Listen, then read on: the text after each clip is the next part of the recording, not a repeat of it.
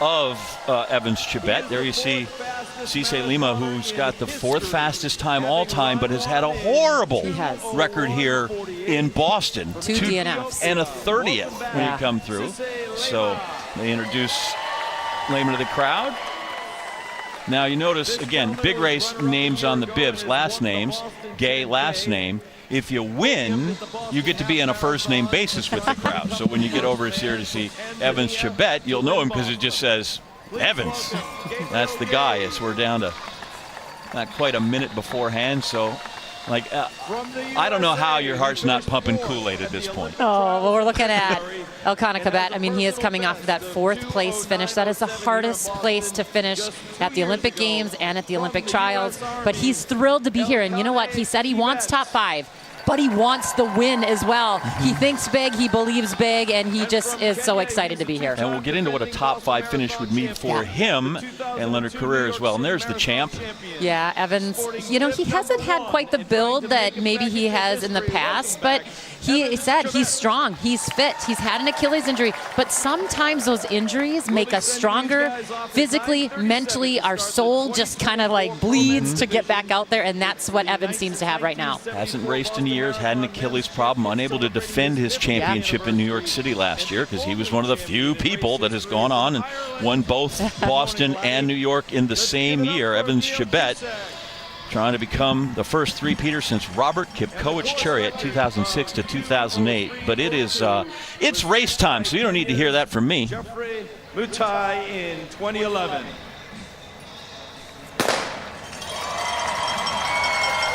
Start the clock.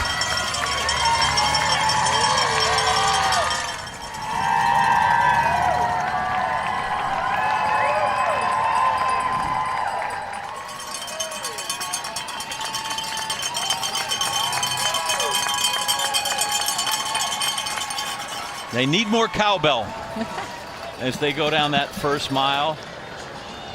Downhill. Everybody feels froggy when they get out there. Yeah. It's, you hear every runner. I've heard 100-meter runners go, you got to be patient, which always is, to me, is an oxymoron. You got 9.5 seconds, dude. You don't get that time to be patient.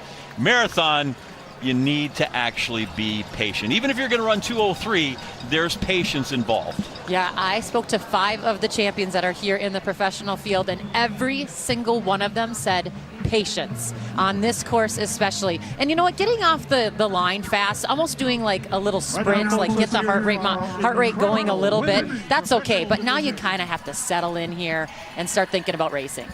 We talk so much about this downhill start and what a factor it is in the wheelchair race. What is it like starting a running race down a hill like that? I mean, it's equally as exciting, right? You get off the line, but I do think you have to pull back even quicker. The quads start to talk to you real soon. We've talked about how CJ Albertson, who's up here, we've seen him lead this race. He's had a lead by over 2 minutes at one point in 1 year.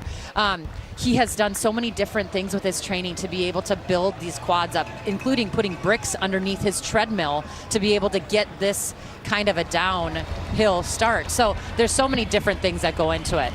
And the first half is remarkably fun, and the second half is hard, and it can be awful as we go through some of the men's professional field. And you see those personal bests with Lema, 2:01:48 run in Valencia under perfect conditions, and as we've said, had some trouble when it's not a flat course.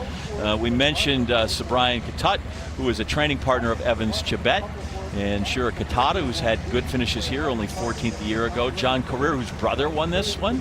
Yep. Zohair Talbi, I wouldn't be stunned if he finds it 5th last year and could find himself closer in there. I think that Talbi is someone we have to talk about.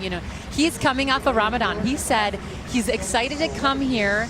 He celebrated Ramadan. He put that hard work in. He had to devote, and now he is ready to roll. Great thing CJ Albertson, as we talked about, he is definitely in this lead pack of Americans that we talked about. Always likes to be up in front. I think it would be great. Talbi speaks 4 languages, Arabic, French, English, and a regional dialect. I would love to see which language then Hannah will interview him if he wins. That would be amazing. Right? Yes. I don't know how Hannah's Arabic is, but it would be awesome to see exactly, how it comes out. So who else is on that list? Albert Carrere, who won in New York. Yep. So he's certainly one to watch. Kibet. We touched on Elkanah Kibet. Top 5 for him would really make a big difference for the Paris Olympics and the American Olympic team. Before we get into that, we want to go out with the guy riding with the lead men's leaders. That is Josh Brogan. Usually we have a moto out there, right? But since we're in Boston, I think Josh is on a duck boat. He's a WCB sports reporter. He's covered this race many times. He knows the competitors. He knows the course. And now he's going to keep us in the know. Josh, good morning.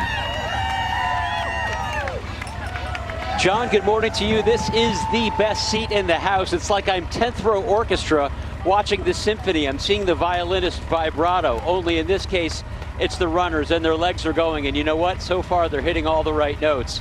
The lead runner here, way ahead of everybody else, but I can see out of the corner of my eye, Evans Chebet, and he's not too far from the lead, trying to go for that three-peat for the 5th time, as you said, in Boston Marathon history. What better seat than this to be a spectator? And really, when it comes down to it, we are spectators, just like everybody alongside. This is my 15th marathon that I've been covering in Boston. Can't wait to cover it all day today. Send it back to you guys. Thank you, Josh. Runners like to have the wind at their back. Ideally, we don't want the sun at our back when we're seeing people, but that's all right. That'll change at some point as they get going here. And you want to talk about Clarence DeMar was the first guy to win 3 in a row. He did that back in the 20s. Then Bill Rogers, famously, right? There's not a name, I think, that's even more tied to this championship and this wonderful marathon than Bill Rogers, who did it in 78, 79, and 80.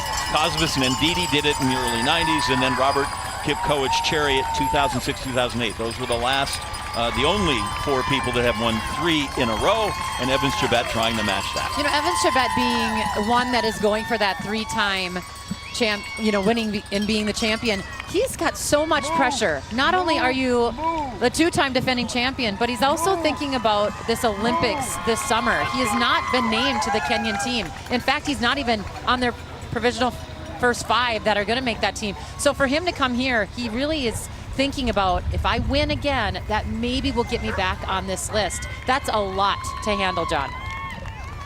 Hard to believe that with the success Chebet has had, and it was a while coming, but has not run a ton of marathons. He's run 20-some-odd marathons, but he's not had many that were poor results for sure. And the one thing that's different is that he hasn't run super fast. So there you go, back to the start line. See the women's competitors that are in there. There's the timeless Edna Kiplagat. I just love her. I talked to her yesterday, and she absolutely feels like this is a second home to her. Boston welcomes her every year, and it is just a thrill to see her back. Plus, there's Helen O'Beary. Edna's 44. She makes you look like you're just, staying at home all the time. I'm just telling you, people, how it is. And there's Des Linden. Everybody loves Des. You know what? We're kind of going through the field. Let's go in depth. Naoko Funiyama, she's been in charge of the women's field. She has more on these great athletes getting ready to compete here in Boston. The bar has been raised, a historically fast women's field led by the defending champion Helen O'Beary. No longer an unfamiliar rookie, she's won 2 of her first 3 career marathons. Marathon, it's not about how you start, it's about how you finish.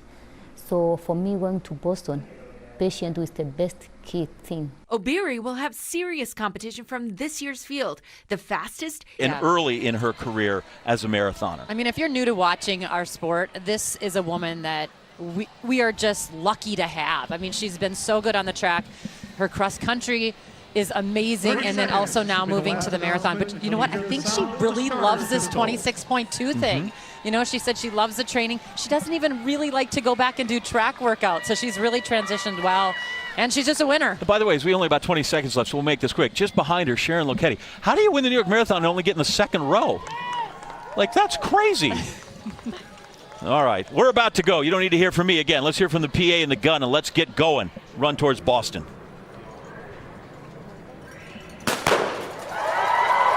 And right on time. Exactly 9:47 this morning.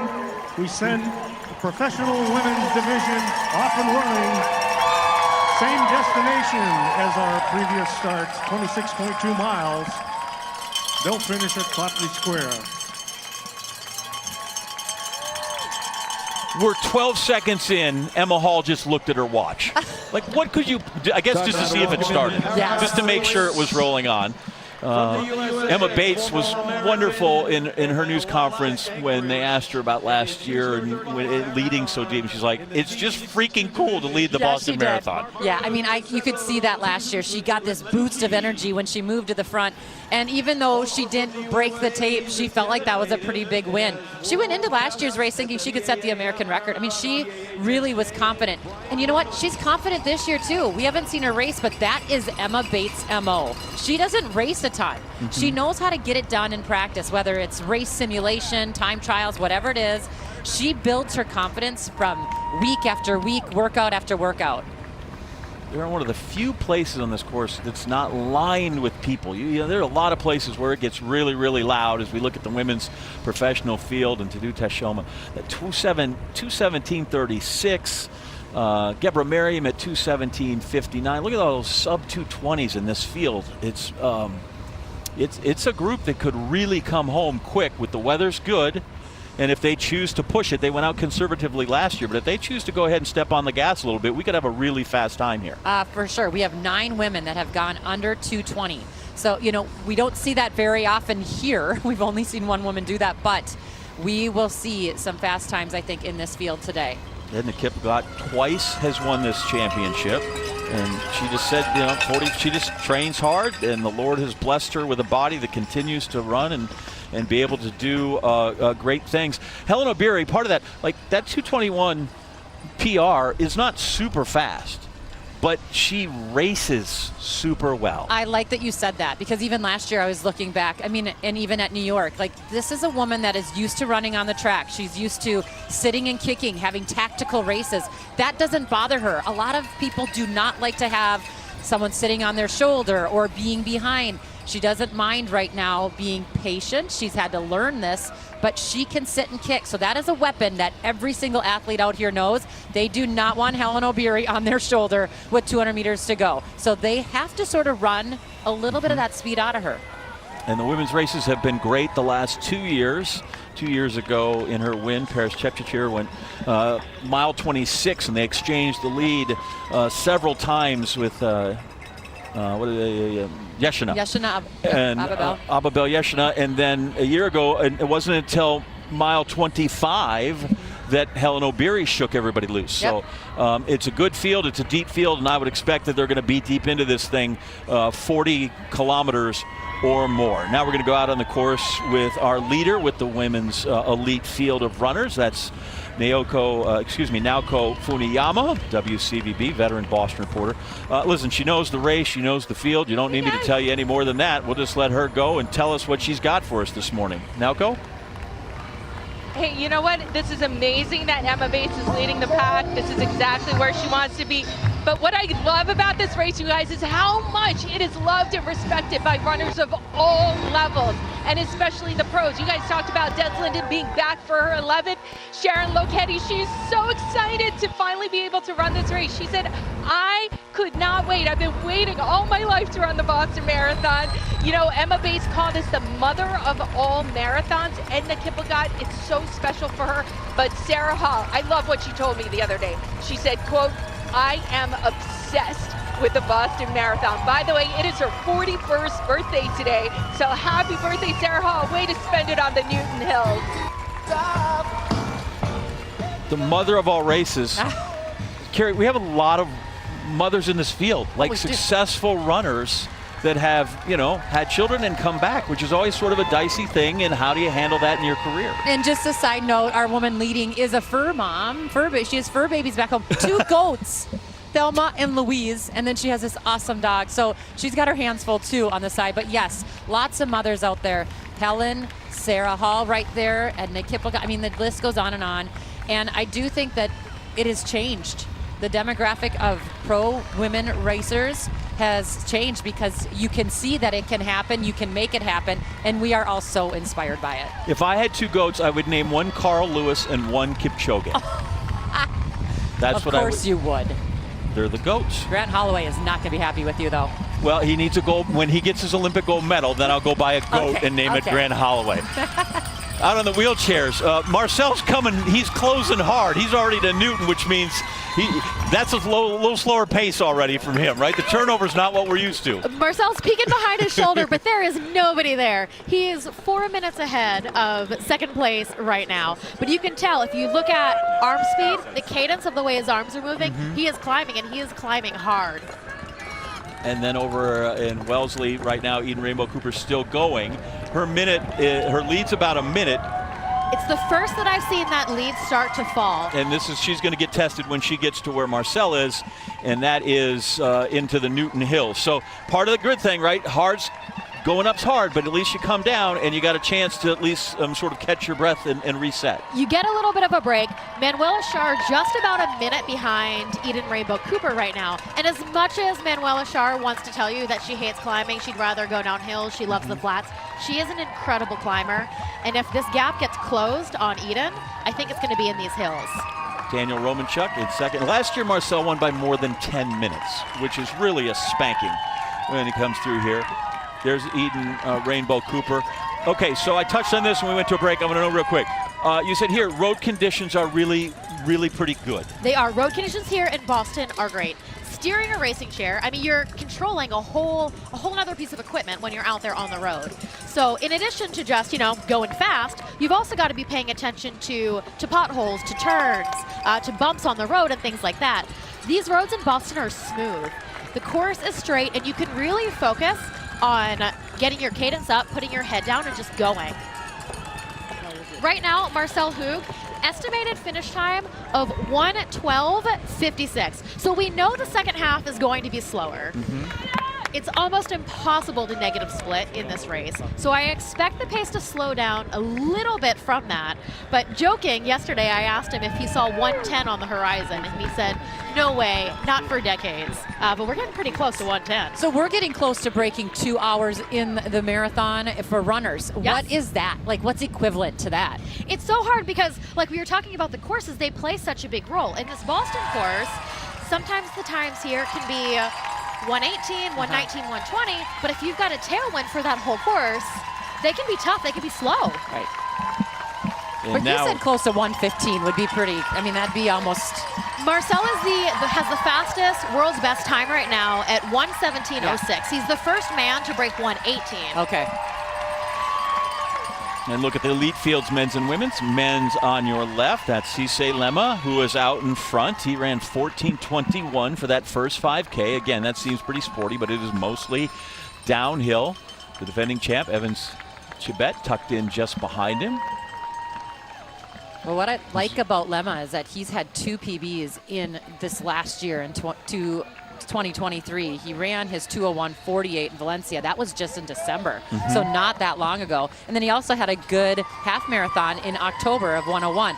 So, I mean, you know, he's been around, but now, even though he's a little bit older, he's in his 30s, he's running better than ever. One of 4 men ever to dip under 2:02. Kelvin Kiptum, Kipchoge, Kinesia Bekele have all done that, but he has still got a lot to prove here in Boston, and maybe that's it for, like, he ran 2:22 here in Boston, which is his slowest time ever, but if he ran 2:22 and could win the Boston Marathon, he'd take that, but he's got 2 DNFs and a 30th, so he certainly has things to prove here. There's Emma Bates, who, well, I don't know what's to prove after getting into a top 5 as well as she ran last year, because she was into mile 25 as well, and Edna just behind her. Well, Mary Gugi's there as well. I think Emma Bates has a lot to prove. I mean, this was devastating for her to get hurt when she did. Yes. She ran the Chicago Marathon. She thought she was in American record shape then. She limped the second half of that race on a torn plantar. I mean, she tore her plantar off the bone. She is one tough cookie, but this is revenge. Women go through that first mile in 5:18. Which just means there's only 25 more of them to go and a little bit. And guess what? We have them all for you here on ESPN2 and WCVB TV. It's the 128th Boston Marathon for the first time, presented by Bank of America.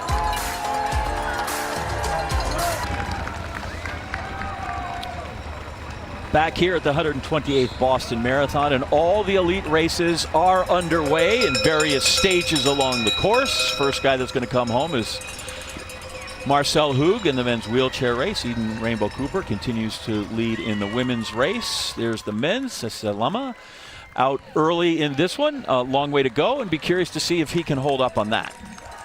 Yeah, what is hard right now is Lemma is up by about 8 seconds. Zuhair Telbi is in second there. This is a really tough thing for Zuhair. Do I go or do I wait? So we have the elite runners out on the course and get ready. Now there are 4 waves of what you would call like the everyday, the amateur runners, although with the qualifying times, this is a really serious group of runners. But sometimes it's great just to have a bib in the experience of running the New York City Marathon. And in that group right there is none other than the great Meb Keflezighi, the former champion who won in 2014. He is running for charity.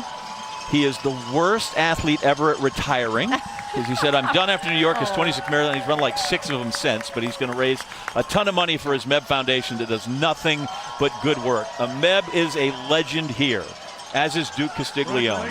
Hannah, you are in an adjacent company of excellence in Boston. I know, it's just incredible, John. I'm actually nervous standing here next to Duke, a Boston legend. He's getting a kick out of that. Listen, Meb Keflezighi means so much to the city. Yeah. As you well know, Duke, he is the definition of Boston strong. So in 2013, he was in the stands here watching and left minutes before the bombing. Then he comes back the next year. What he said he had, a 1% chance of winning, right? And he pulled off the miraculous, the meaningful. And I know you had a chance to speak with him about it this week. Do you know he visualized the whole race prior to the start in a church in Hopkins? He visualized the whole thing. He was not going to be denied. I did have a chance to lace him up with him this week. We went for a run. As he gets ready. Which is impressive, by the way, that you ran with him and conducted an interview. Yes, he's going to run again today, so we had a chance to talk about this. But, you weren't anywhere near the favorite. No, I was not. Most experts had me less than 1% to win. Right. No one expected you to win. Well, that seems to be my underdog is my thing. That was not the best I ever felt. But my heart was in the right place. Right. The emotion carried you? The emotion carried me too. Yeah. There's something bigger than yourself. I missed the bombing by 5 minutes. Right. I left, and then that same evening, the lady named Bonnie Ford asked me, are you going to come back? Are you scared? What's your mental status for your family? I'm like, I have to be healthy enough to win it for the people. Right. I'm going to come back. I'm going to do everything I can to win it. I want to do that on Patriots Day for the runners. And what was that like when you crossed? When I crossed the finish line? Yeah.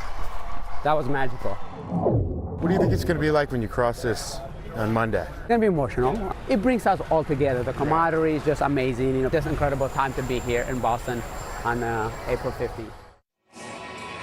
It's just so much fun. It was really getting a lesson from the best of the best. No. And when he ran the streets here, so we went down Marlboro and then we made our way across the river. Everybody just kept doing this. Like, did I just see what I think I saw? Did they just see you trying to keep up? Yes, I tried. He took it easy on me, but it was so much fun. Yeah, he's looking forward to high-fiving with some of the, regular runners today. Going to conserve his energy, though. He wants to finish in about 3 hours. John? Duke, you look good at 12-minute mile pace, man. That looked like you could have run. You could have run forever. Walking. It was good. These people are going much quicker. Newton Hills, Marcel, once he navigates those, I feel like 7 seems close right there. I think 7 seems close, barring a flat tire. Anything else going on there? I think he's got it. He's now on a pace for about 1:15. Eden Rainbow Cooper, again, when she gets those, she's in Newton, those hills, that'll really determine what's happening. Manuela Schar is 48 seconds back, so she's right there. We go back to Ed and Maria because we have a special guest who just don't let the man spike the trophy. That's all I'm going to say. Just don't let him spike the trophy. He's the man that has a dent in the Super Bowl trophy. So, but you think Marcel Hugo's fast on the course. Here's the Grand Marshal. He just crossed the finish line. Time. And his hands are cold. I gave him my hand warmers. You're welcome, Gronk. Yes, thank you so much. I was sticking my hand out the window the whole time. As the Grand Marshal. As the Grand Marshal, and it almost fell off. It almost froze off. Please. Everybody knows who it is, but we're joined by Rob Gronkowski, who won 3 Super Bowls here with New England. Another one with the Tampa Bay Buccaneers. But We'll just talk about the 3 with New England. I like it. I like it very much. Yes. All right, when you were at the start line, Right. that's impressive. You've been in Super Bowls, many of them. You've played with the Patriots and the Buccaneers and the concentration of the National Football League on you, but to be standing at the start line, what's that feel like? It was a really cool feeling. I didn't know what to expect at all, and you can just feel the whole community coming together. It's just so awesome that so many people come out to support all of these runners and give them that confidence boost right before they take off and give them, you know, that feeling that everyone is there to support you, and no matter what the circumstance is or the situation is during your run, everyone's going to still be there to cheer you on. What energy, right? Yes. Isn't it like nothing you've ever felt? Yes, it's wild. It's like a parade. You know, I've had 3 parades here before in the city of Boston, and it's like a 26-mile parade. It's just very cool. And what's with this trophy? Did you spike that? No, I did not spike it. I good. would have broken that Thank trophy you. if I spiked that trophy. I got to save it for the winner. And remember, oh, wait, there you are. Boom, there you go. I grunt spiked that football, though. Look how far it reached, I'm too. glad you liked. He loved watching that. That was great. Yes, that was cool. You've as we mentioned, you played in the National Football League, as everybody knows. Can you imagine running 20? Could you run 26.2 miles? That was my question. I love Let it. me tell you, I cannot run 26 miles, especially right now. I'm throughout my whole life, I'm a guy that's, you know, a short burst, you know, a 20-yard route, a 30-yard route, and the farthest I probably ran in the game on a play was like 60 yards, 70 yards, 80 yards, like only just a few times. But I never really ran long distance before in my life. I've ran about 2 miles before. It gets tough, but if I practice, you know, I'm sure I could do it. And it would be a slow time per mile. I think you should look into the camera and commit for next year. Everyone keeps asking me. Everyone wants me to commit. I can't commit fully, but it's not a no. There is a chance. Not a no. There is a chance. There's a chance. Chris, go I'm ahead. saying there's a chance. Here we go. I would ask you to spike it, but no. I can spike on the desk. A mini spike. A mini spike. Ready? We got a mini spike. A mini spike for this desk. You ready? A mini grunt spike. Boom. Boom. There we go. Good job. A mini spike. And you didn't break anything. John, you got a mini spike out of the Maxi Man. Yes. Thank you guys. Thank you so much. Yes. And thanks for all the charity your work you're doing in Boston. Yes, appreciate it. We Thank you. appreciate you. And I don't know if Gronk can hear me, but here's my advice on the thing: don't do it. All right, I won't do it. You'll thank me later. John's telling you not to do it. You'll thank me later. Don't do it. Everyone that's ran it before said don't do it. There you go. So, Carrie, we have quite a lead pack. Listen, all the proper villains are involved in the race right now, which is good. They're through that first 5K at 16:36, led by Sharon Loketti. I'm just trying to count. I think we have more than 20 women right here. Well, luckily they have 35K plus to sort this whole thing out. We always say 26.2 metrically. It's right, 42.185K. We have great help with our statisticians over here. David Monty, is that right? 42.185K? Close enough. So obviously, as we take a break, we don't know who's going to win in the women's race. In the men's race, 87 into Brookline. So that means only Boston left for Marcel Hoog. He's made it through Hopkinton, Ashland, Framingham, Natick, Wesleyan, Wellesley, Newton, and into Brookline, which is miles 21 and a half-ish to 24.7. Eden Rainbow Cooper. Got a little drama coming here, Amanda McGrory. I think we might. Marcel's looking good. Marcel's strong. He crossed 23 miles at 106.43. He's got an estimated finish time of 116.03. Close to that 115 he was talking about yesterday. But Manuela Schar is chasing Eden Rainbow Cooper hard. She's cut the lead in half so far. And I don't know. I don't know what's going to happen. Well, that's why we watch. excited. That's why we watch these things, because right now Hoog, as he is so often, he's racing the clock. That's Marcel what he Hoog is. is racing the clock. He's racing himself. He told me he wanted that 115, and he's racing himself here. So when you were talking to Manuela Schar and Hoog yesterday, Manuela Schar is like, no technology out there. None she at doesn't all. want to wear a watch. She doesn't want to think. How about Hoog? Is he looking at his watch? Is he making sure that he's within his heart rate and the speed that he wants to be at? 100%. Marcel's got his mile times. He's got his average speeds he wants to hit. He's racing with a cycle computer on his chair, so he can get live speeds. He can get live distance. He can get all of that feedback to keep track of what's going on the course. Manuela just goes in off field. She wants to race. She just wants to race. She just wants to trust her body. So she is chasing Eden Rainbow Cooper with none of that technology. And you watch, let's say who comes in at 116. That's amazing. He's got a 5-minute lead. Daniel Romachek might run 121 and just get his doors blown off, which is an incredible time. Astounding, correct. Elite men's and women's on the right. There's Emma Bates again. We had a big group. She's kind of out there towards the front.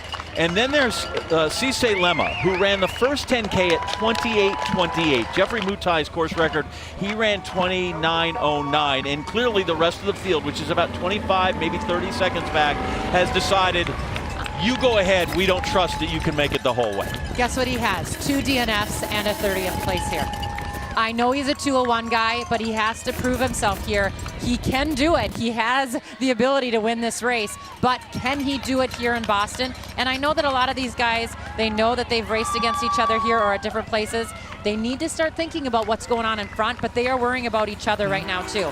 Emma Bates, on the other hand, she's been here, done that as well, but such different racing going on. We also saw this last year as well with a big group of the women. One's a chase pack, the other one's hoping he's fall backpack.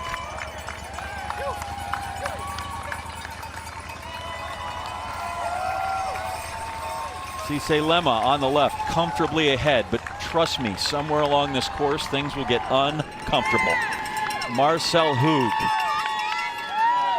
who is, I mean, he had Sho Watanabe there for the first mile. He did, and we talk about the chair, but also Marcel is an incredible athlete.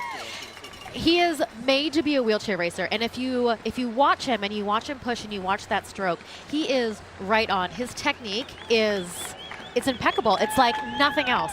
He's so low, he is so efficient. He just glides through the wind, and the power transfer coming off of his arms onto the wheels, there's no one else as efficient as he is in the world. You've raced all of these. Which of these is going to be most impressive? 8 wins in Berlin, 7 in Boston, 6 in New York, 5 in London, 4 in Chicago, or 3 in Tokyo. That's mean, John. I know. Usually, John, I feel pretty good about my resume, but you just crushed me.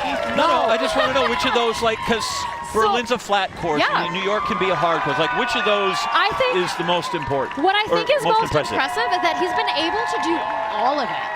That's what I think really blows me away. They're different courses, different conditions, different weather, and he's just dominant across every terrain. And that's, I think, the thing that's most impressive. I've had wins at major marathons. I've never been able to do a back-to-back. Never had a back-to-back win at a major race. And just so you know, in terms of his racing, like last year he won by 10 minutes and 39 seconds, which was the second largest ever. Twice he's beaten Ernst van Dijk in on the photos. line. Yes. In photos. So when need be, he can certainly race it. You saw him come through Kenmore Square, which if you're not familiar with the course, here's what you need to know. He's close to getting home, baby, when you get through Kenmore Square. 25.2 miles with 1 mile to go. Marcel came through at 1:12:32. He is still on that 1:16 pace. Of course. Last year, the first man to go under 1:18. This year, he's going to be the first man to go under 1:17. He went way under 1:17.06 down to 54. Smashing his course records. And he's coming through here in what will be another record, which hopefully, let's say, let the man set the pace for everybody else. If he can do it, let's have a fast time from the women as they finish up. And same with the men's elite race, and also for the women's elite race right now. We talked about the $50,000 time bonus. First prize is $40,000. They've raised that 15. Wheelchair pay is getting better. It is, and I think that's huge. The overall landscape of wheelchair racing, pro wheelchair marathoning in this country has changed so much in the past decade. And it's things like this that are really helping uplift and elevate the sport. The opportunity to talk about this, to show off the incredible skill of these athletes on national television is huge. Marcel looking super relaxed coming into the finish, and this is a great position to be in, right? You just get to cruise through. There's nobody in sight. No worry about that final finishing sprint. That's the best left-hand turn you can make. On to Boylston with a 5-minute lead as he comes down. I turn around from starting to hear all the cheers behind us. Right, between the cheers, and if you look behind, you're like, oh, look, there's sirens, and then they pulled off, which means when the escorts pulled off, you can just sit and take the cheers, and yet at this point, he just crosses 115. So he is trying to get in under the course. He's got 2 minutes to get under the course record, and we see him. Meters. We see him coming up. This will be again a smashing of the course record. We got 200 meters to go. He might get it. He might come in under 116. He will be the first man to run. He is going to skip the 116s. He's going to go 117.06 to sub 116. Marcel Hug on a roll again. His 7th Boston Championship. This one in the 128th Boston Marathon. And you hear the South Church bells. Those are for Marcel Hug. Unofficially crossing at 1:15:32. Well, that's just kooky talk. Smashing. Last year he broke his course record by a minute. This year by another 30 seconds. Congratulations. Listen, if it hadn't been that they started in Hopkinton for 100 years, I'm like, are you sure this course is the right length? It's actually 26.2 miles. But they've got 100 years of history that says, yes, that's how far it is. I love that when we asked him, why does he keep coming back? He said, I want to be better physically. I want to be better, in the mind. But he also said, I want to break records. Like, that is what drives this guy. When you win as much as you win, it's super fun.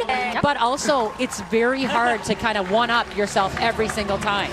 But he just wants to see how far he can push the sport of wheelchair racing. How fast can he make this piece of equipment go? Yeah. And you said it. I mean, his equipment is better than anyone else's, but it's the guy that works the equipment to get him here. There's an engine there, and he's a pretty incredible engine. Right. So this is it's kind of an old question, but it's always kind of fun. Because you have this perspective. And if I said, hey, there's a dude, he's going to go out and run 1:15:30, and you just said, like all downhill, or what? Is he going down Everest without brakes? If you told me 5 years ago that it was possible for someone to run 26.2 miles in an hour and 15 minutes, I would have told you no way. We're 20 years out from that. Huh. Well, we're actually April 15th, 2024 from now. Wow. Maybe he needed to get his taxes in, and he's like, I got to get there right now,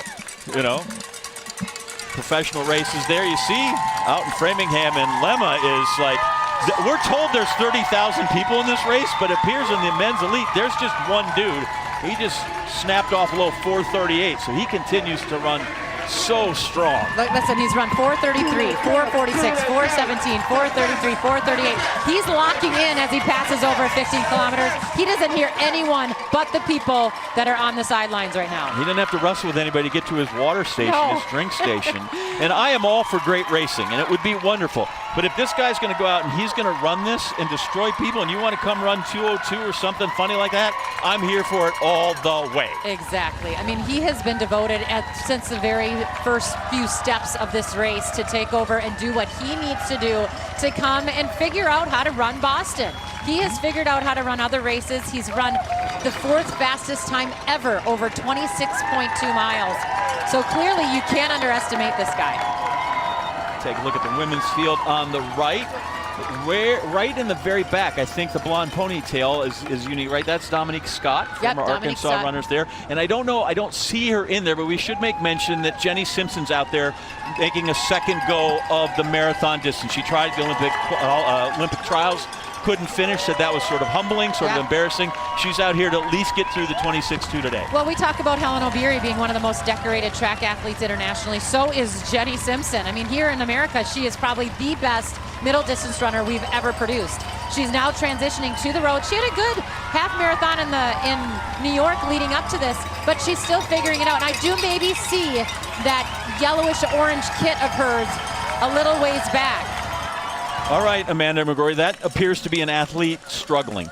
This is Eden Rainbow Cooper has hit the hills. This is her second Boston Marathon, so she knows what this is like, but she took a very, very different strategy this year with the race. Last year, she ran super conservative.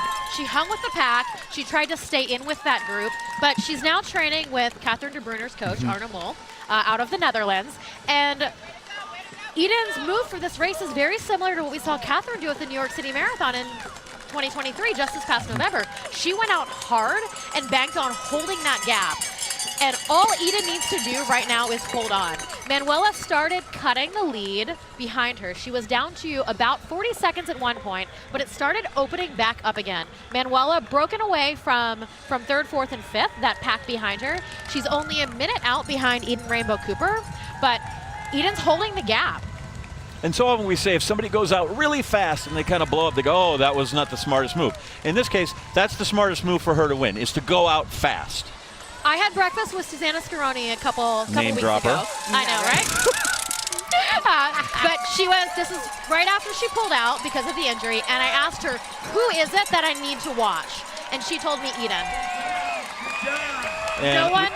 Just had our second Danielle Romanchuk coming wheelchair through. finisher. First American finisher, second in the men's wheelchair division. And he crosses in 1:20:30-ish.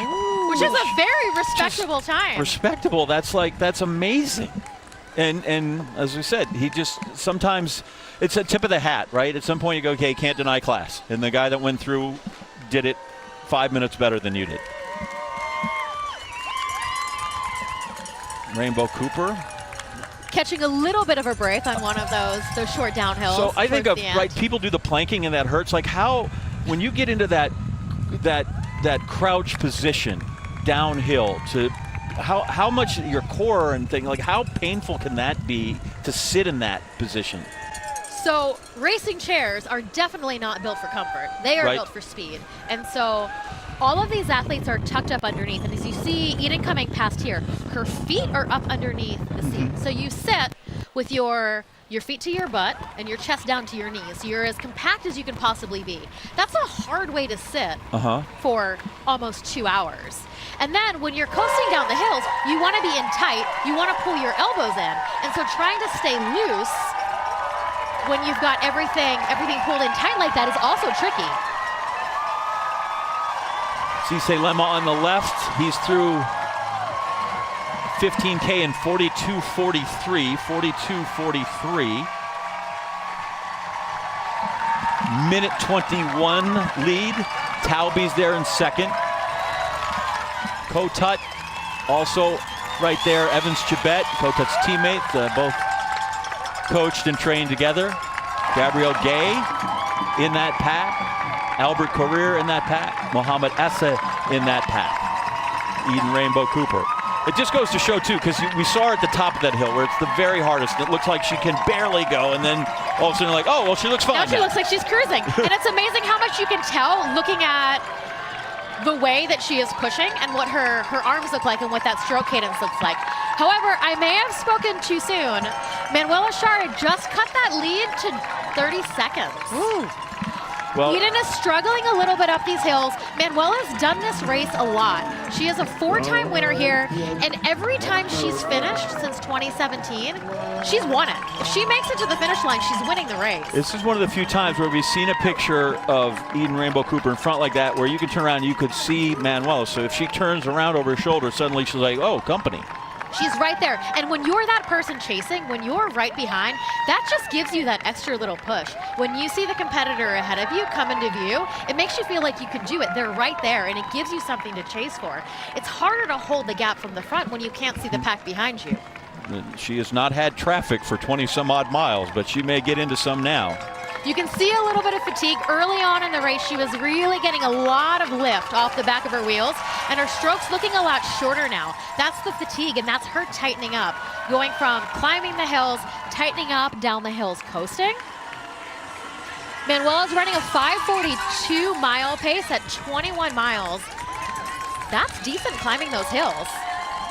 And to think, in her first Boston Marathon last year, she finished 25 minutes back. She did 2:06:45, and so this is going to be a huge improvement. That's a significant improvement, right? Listen, that's like they always say, right? You can lose the race, don't lose the lesson, and it appears she learned a lot from 23 to 24. So we'll see if she can make it home. Hannah Storm is with the champion in the men's race, who is a class by himself. Hannah? Yeah, I'm with Marcel Hoog, and it's an honor to interview literally one of the most dominant athletes in the world in his sport. I know you had 1:15 in your sights, but it did not come easily today, Marcel. Take us through that big challenge that you face. Yeah, it was, as always, here in Boston, it's a challenging course. luckily the conditions were perfect today. So from the beginning I went very fast, had a new top speed in the downhill. Afterwards it was just a time trial, a race against the clock. I can see that if you could show folks, your hand is a little bit torn up there, so you had a crash early on. What happened there? Yeah, I had a crash. I think it was at the fire station corner. It just had too much way too much pressure on the steering, so it was my fault. Didn't steer properly. Then I went into the barriers, but luckily the material was okay, so I could get up and go forward. Yeah, so you were able to regroup. It's the most difficult, I think, to break a record when you're racing against yourself. So what benchmarks were you setting? How did you achieve this today? Yeah, I had this schedule in my mind where I have to be 5K after 10K and so on. So I saw that I was under the schedule, and so that gave me an extra motivation. How do you maintain such excellence and motivation? Don't know. It's just it's about passion, and yeah, I love doing races, especially here in Boston. It's always a great experience with all this crowd here. They are just amazing. They give so much energy here. It's really amazing. So I want to thank you, Boston. I love you. Well, they love you too. 7th Boston win. The Swiss Silver Bullet hits the mark once again. John. Hannah, wonderful interview, but I'm stuck by the whole thing where he went, oh, and I crashed. We're going to have to touch on that with Amanda McGrory when we get back. More from the 128th Boston Marathon right after this.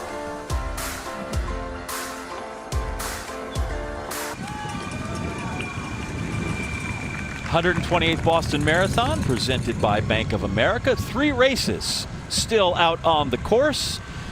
One's close to finishing up. Women's wheelchair, elite athlete Eden Rainbow Cooper is out front. Cisse Lema in the men's race, top left, is really out there all by himself. And then we have quite the squad out there in Natick right now, Carrie. Yes, we do. I love it. We love seeing numbers. It's going to make for a fiery last half of this race, but Lema really going for it. I can't believe he is this far up right now. So Marathon Monday here in Boston is always the 3rd Monday in April. But Maria and Ed, let's just say that I have not lived in New England for 25 years. Tell me why this day and why we're here. Nice setup, John. We appreciate that. Well, we're here because the Boston Marathon is always held on Patriots Day here in Massachusetts. And if you don't live here in Boston, Patriots Day has nothing to do with the football team. It marks the shot heard round the world, the Battle of Lexington and Concord back on April 19th of 1775. And that, of course, kicked off the American Revolution. In fact, this morning... Going back to London after this, she's racing in London in 6 days on home soil. But can you imagine what it'd be like to start that race with a major win at the Boston Marathon? So she has beaten Manuela Schär before. That was last year in Berlin, so it's not completely foreign territory, but this would be, as you said, her very first major championship win. See all 3 races there. Focus in on Cisse Lema in the men's race. 20 kilometers in as he passes that, and he's got plenty of time. He's getting ready to get into the Scream Tunnel. Evans Chibet right there. Yeah, I love the Scream Tunnel. I'm going to borrow from my dear friend Nicole Briscoe. They're in the Scream Tunnel. Wellesley, let's make out, America.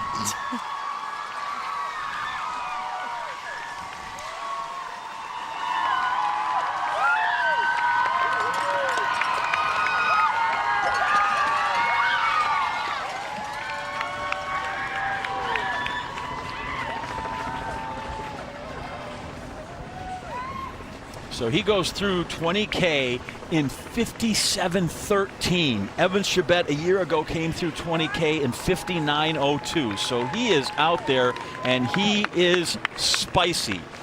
And Carrie, we have a 20-way tie for first in the women's race. We do. And you know what? The woman on the right is the woman that we highlighted in the very beginning, Edna Kiplagat. She has that orangey yellow top with pink shorts on. You know, a lot of people in this field in particular said if they can run with Edna, they know they'll have a solid day. Last year, nobody knew this. I talked to her agent, Brendan O'Reilly. He said, last year she finished 30th. I said, what the heck happened to her? She's in 85% of her races at the World Marathon Majors, she's been in the top 10. 76% of them in the top 5. He said no one knew because she doesn't make excuses. She had a fever. She was sick for a long time before, but she wanted to run this race because it's so important. So for a woman like that to be right here in this lead pack, I think a lot of people are looking at her. And she really, an astonishing record when you think she was the world champ in 2011. Exactly. And still out being world class right there. We go back to the women's wheelchair race, and I think at this point we could say that Eden Rainbow Cooper is safe. I think she is safe. She crossed 40K at 1:29.59. And what I love about watching Eden Rainbow Cooper race, she's racing like she's got nothing to lose, because she doesn't. She is so new. She's got less than a dozen marathons under her belt. And she went out today and just laid it all on the line. No fear. And it's so fun to watch her race like this. Coming through with an estimated finish at 1:34.55, so a little bit off the course record, but still an impressive finish. And you can see her starting to get a little uncomfortable. She's feeling those hills. Every couple of strokes now, you see her taking a break. She's been adjusting more in her seat, in her position. Her pace is slowing down a little bit. But my guess is we could contrast last year, you go 2:06, and you get to mile 25. Here, I imagine that last mile comes really quick. And last year, I imagine that last mile is like, why is this the longest mile in the history of the world? I think no matter how good you feel, that last mile feels like the longest mile on the course. Oh, look back. That's a really good thing, too, right? You look behind you and like, I think she's far enough back there that I can hold her off. Eden crossed 25.2, so 1 mile to go at 1:31.32. She's been running just over 4-minute miles. And she looked, is that a hand cycler there behind her? Yeah, so you look all of a sudden, you're like, wait, there is somebody there. And you, okay, wait, that is not my competition in this particular race. That is not. But it might give you pause. For a second, absolutely, especially when you've got someone coming up around you that fast. But Eden's had no one in her sight almost the entire race. She started off fast down that hill with a big, big unexpected gap, and she's been able to hold on to it. So she's in her happy place. I imagine this is going to turn some heads and change some plans for the Paris Marathon as well, coming up in just a couple months at the Paralympic Games. That's coming up in about, I think, 134 days to that marathon. The difference for all of those athletes, and we don't want to take away from her coming down here, but quickly, she'll probably race in a 400 and a 1500 and a bunch of different races. Most likely, wheelchair racers tend to have a little bit more range. It's easier to train for multiple distances. So she'll likely run some track events as well as the marathon at the Paris Paralympic Games. Assuming she qualifies. Qualifiers haven't happened yet for any team besides the U.S.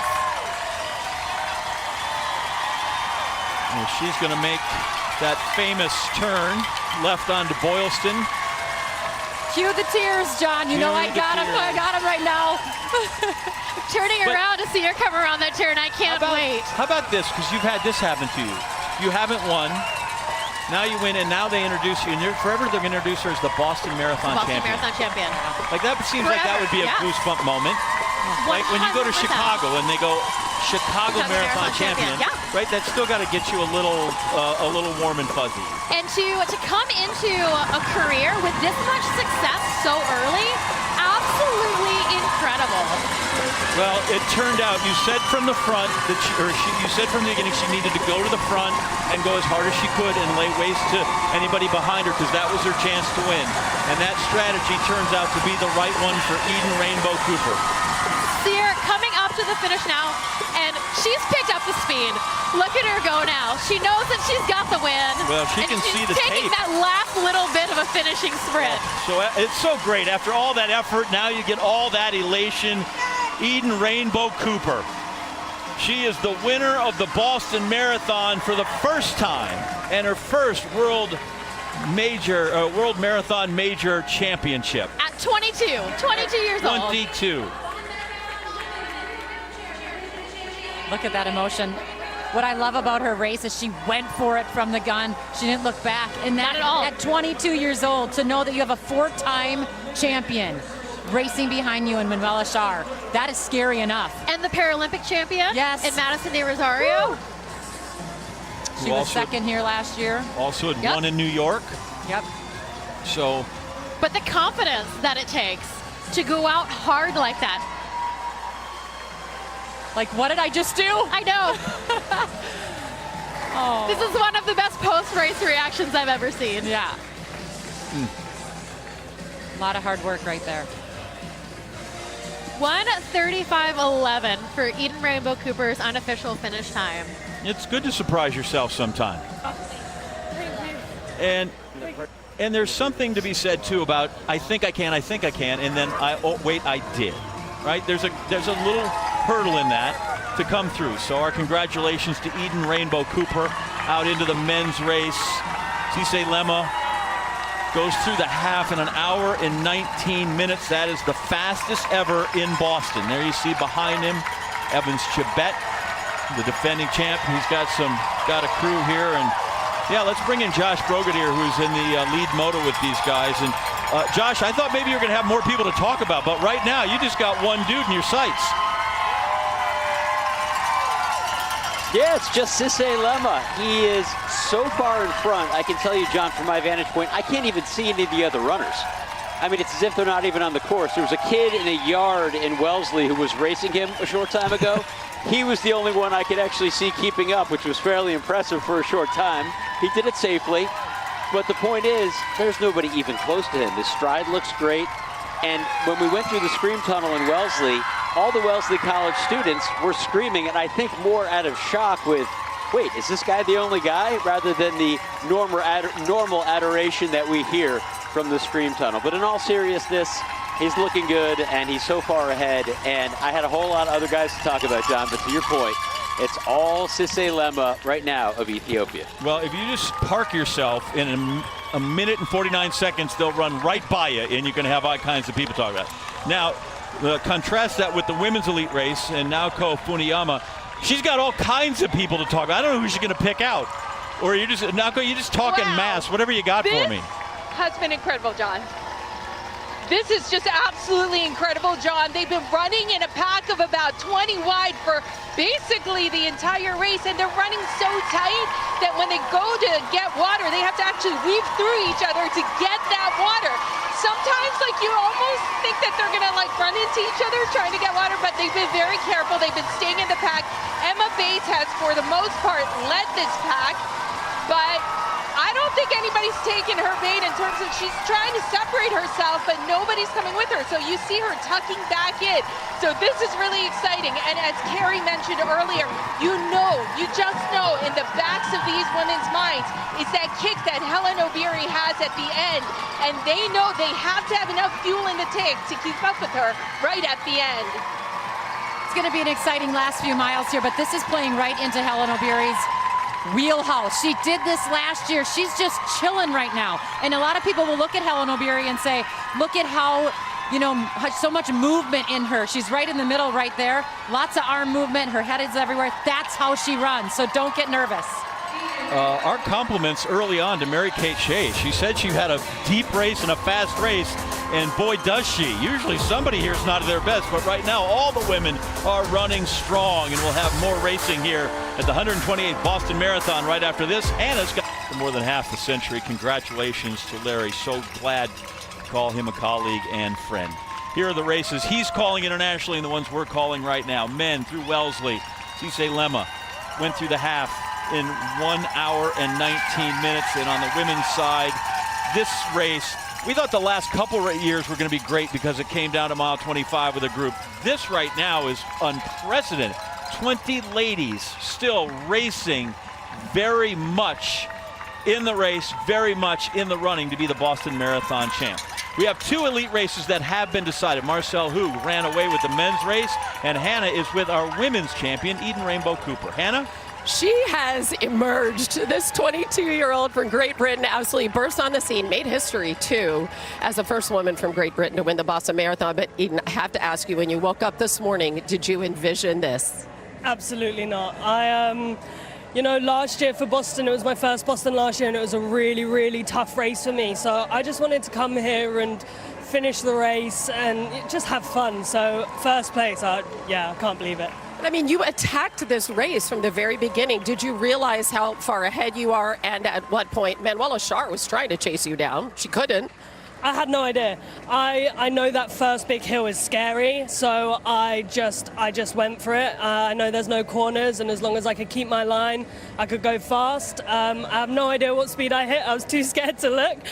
But from there on out, it was just I needed to stay in my rhythm and focus on what I've been doing in training, and it worked. Your story is so inspiring. You come in here without sponsors, correct? What did it take to be here today?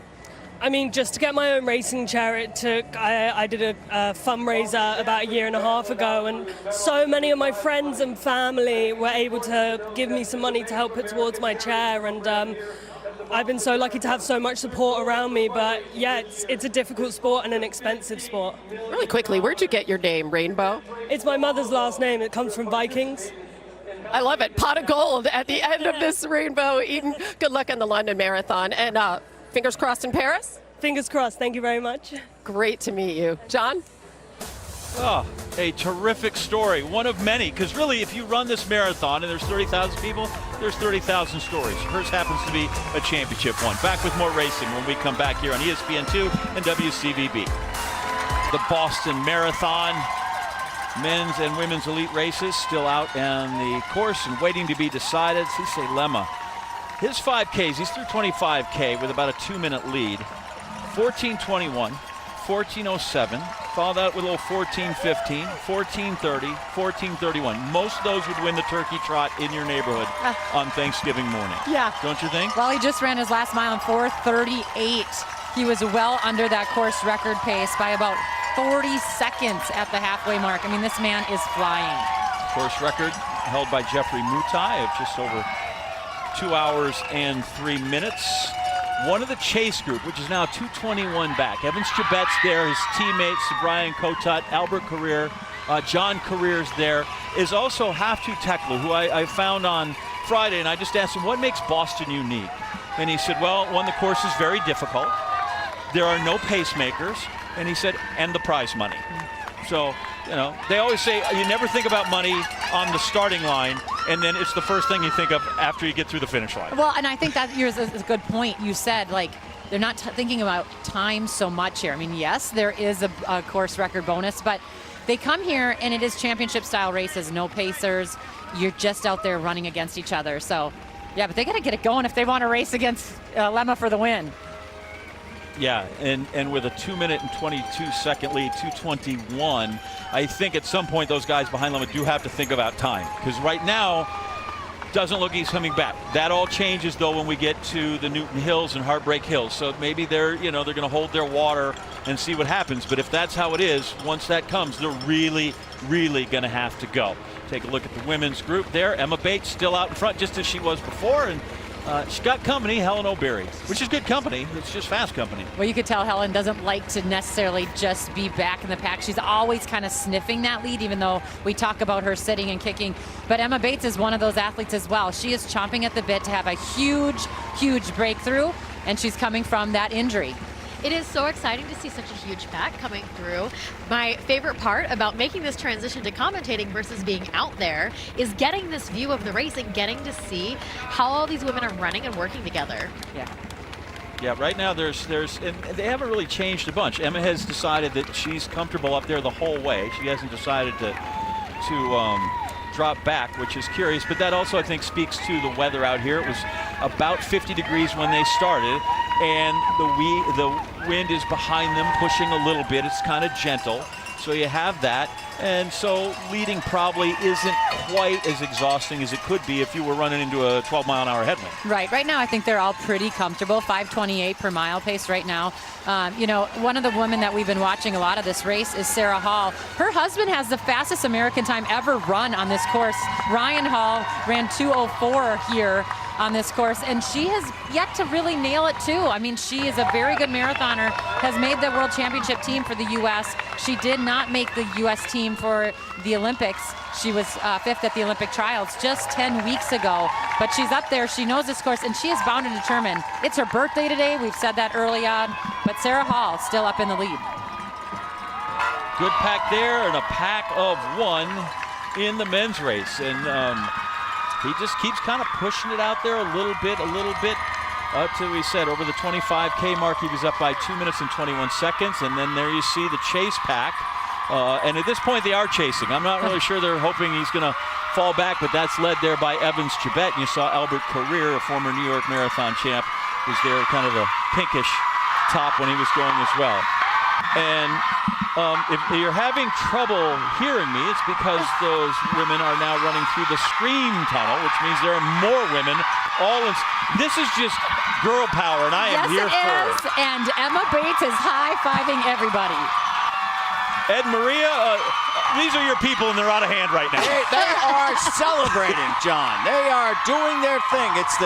Obviously, this is Wellesley College, and they're all Wellesley College students as they go roaring through. This is the Wellesley Scream Tunnel. It's a halfway point. Favorite spot along the course for many Boston Marathon runners running in the race. Not only the women, the men, everybody. Yes, it gets really loud there, almost raucous, if we could say that. And it's really energetic. We can almost hear it from here. The Wellesley College students, they love to scream at the top of their lungs for each of the tens of thousands of runners to reach that midway point of this great Boston Marathon. Handing out KISS stickers, blowing bubbles. Students get bubbles and stickers for free before the race. So, John and Amanda and Carrie, can you imagine you've already gone halfway through the marathon and you're getting this energy lift? Well, here's what I want to know from you two, because the elites don't have time to stop there. No. Right? But we get into the masses, right? And they take full advantage of that thing. It's epic. It is something you really want to see. It really is. It's selfie center over there after they start screaming. Yeah. Usually you got to pay extra for that kind of thing. But no, not here at the Boston Marathon. It comes with the price of admission. Got the drink station that they've come through. It's about the only time the pack breaks up, Carrie, is because they get their water bottle. But that becomes really an amazing thing and a hard thing to do with that kind of crowd, to make sure you get your water bottle. Well, we talk a lot about Helen O'Beary. This is something that she's had to work on in practice, is getting those bottles. So they are, you get their hydration modules fueled up, ready to go. They got half a race to go. We'll stick around. First half was fun. We'll be here for the back half on ESPN2 WC. Welcome back to our coverage here on ESPN2 WCVB of the Boston Marathon. John Anderson along with Carrie Tellefson and Amanda McGrory. Lovely day for racing here. Remember, it was rainy, a little warm, but rainy last year. And this year, boy, it's one of the better days that we've had. Comfortable running conditions, a breeze that's anywhere from negligible to a bit of help.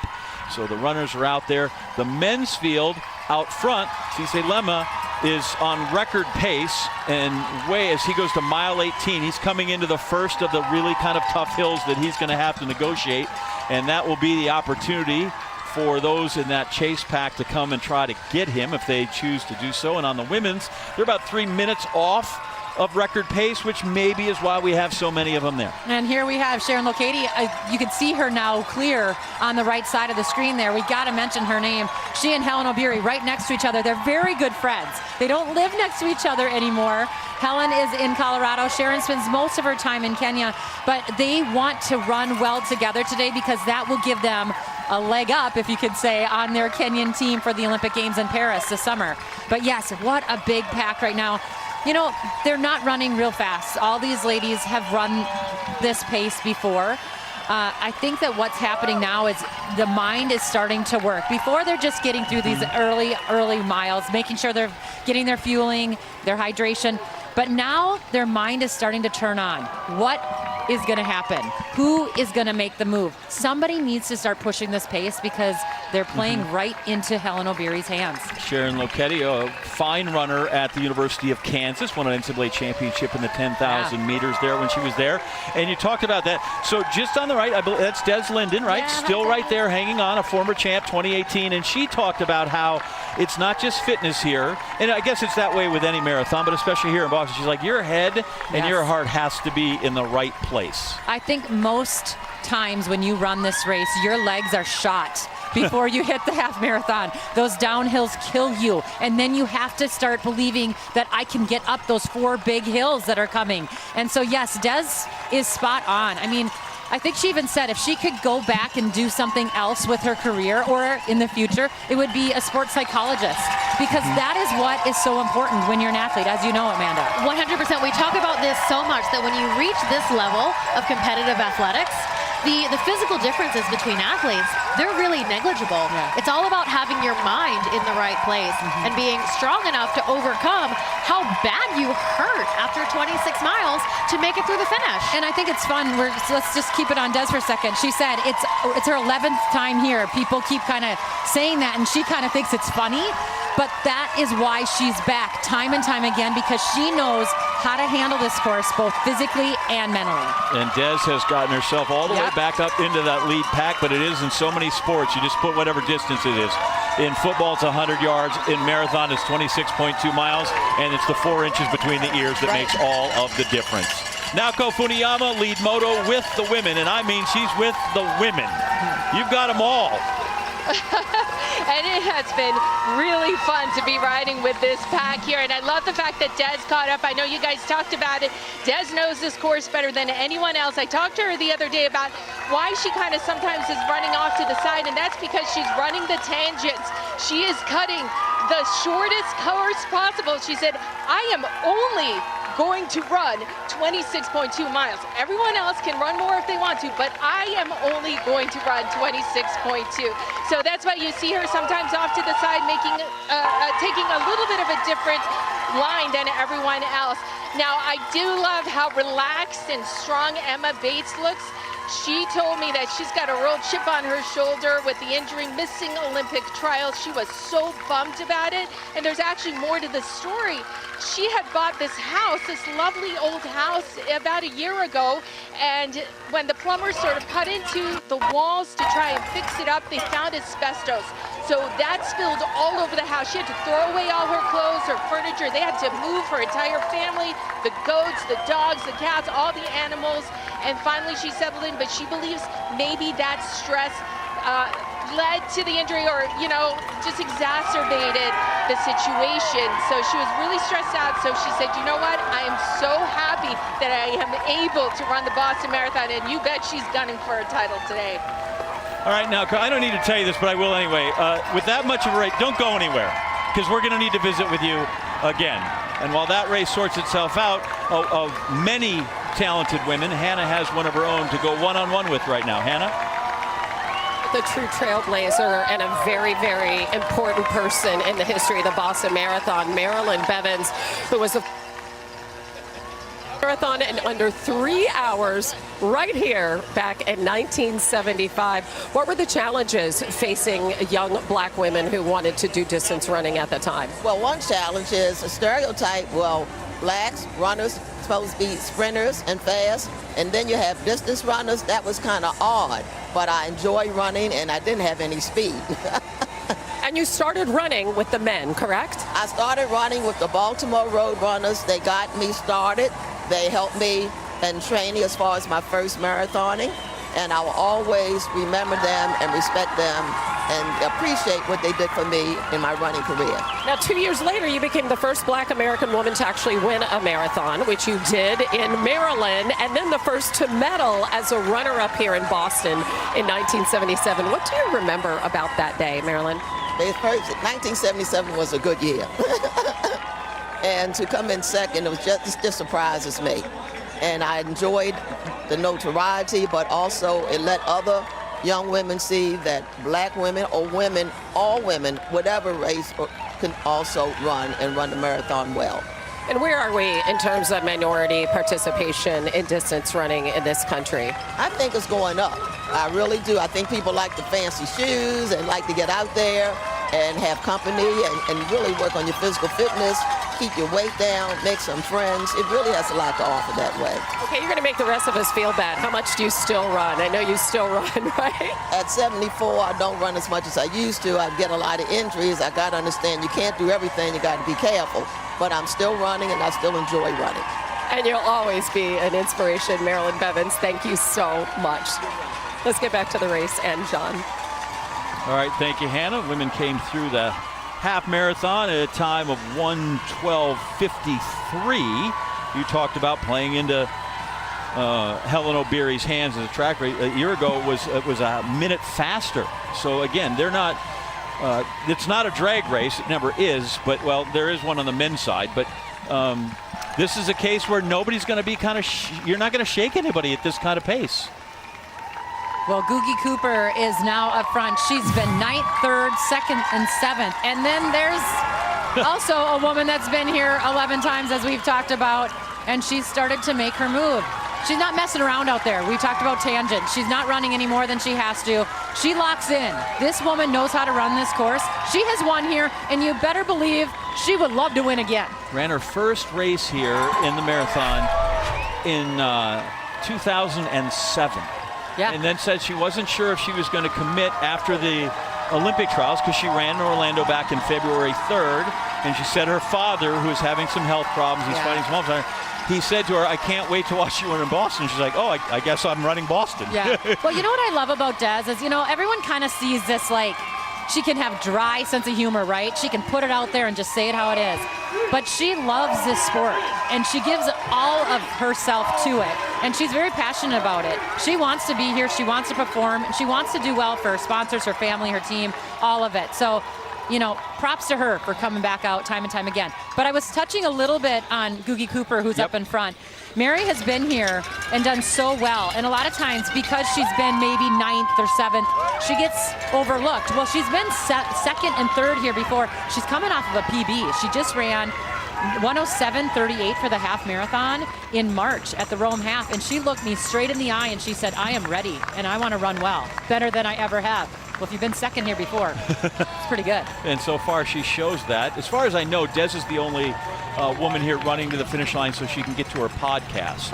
Right? Well, she's got work to do this afternoon. Shout out to Kara. Shout out to Des. Yeah. You guys are killing it. I don't know the rest of them if maybe that's the case, but it's certainly an interesting, I'd say it's an interesting mix, but it's the entire mix of all of them that are in there. Helen O'Beary is in there, Emma Bates is in there, Sarah Hall, Lucchesi, Belletti, Jurga, Yeshina in there. Judith Carrier, who's been 2nd at a World Championships in Berlin, or excuse me, in Eugene. I know the difference between those two cities, my bad. So it is a really talented group that's in there. It is. Let's just highlight the woman in the orange there, Ababel Yeshina. She was 2nd in 2022. Last year, she was getting ready to move and she got clipped, or her feet got clipped. She fell and placed 4th. And I know that 2nd place, it said on her Instagram, that left a sour taste in her mouth. What do you think it left when she fell and finished 4th? She's hungry. She's back in the fight of that for sure. Well, on this day of marathon celebration, we want to take a moment, as many have over the last few months, to mourn the death of world record holder Kelvin Kiptum. 25-year-old Kenyan died in a car accident in Kenya in February, just months.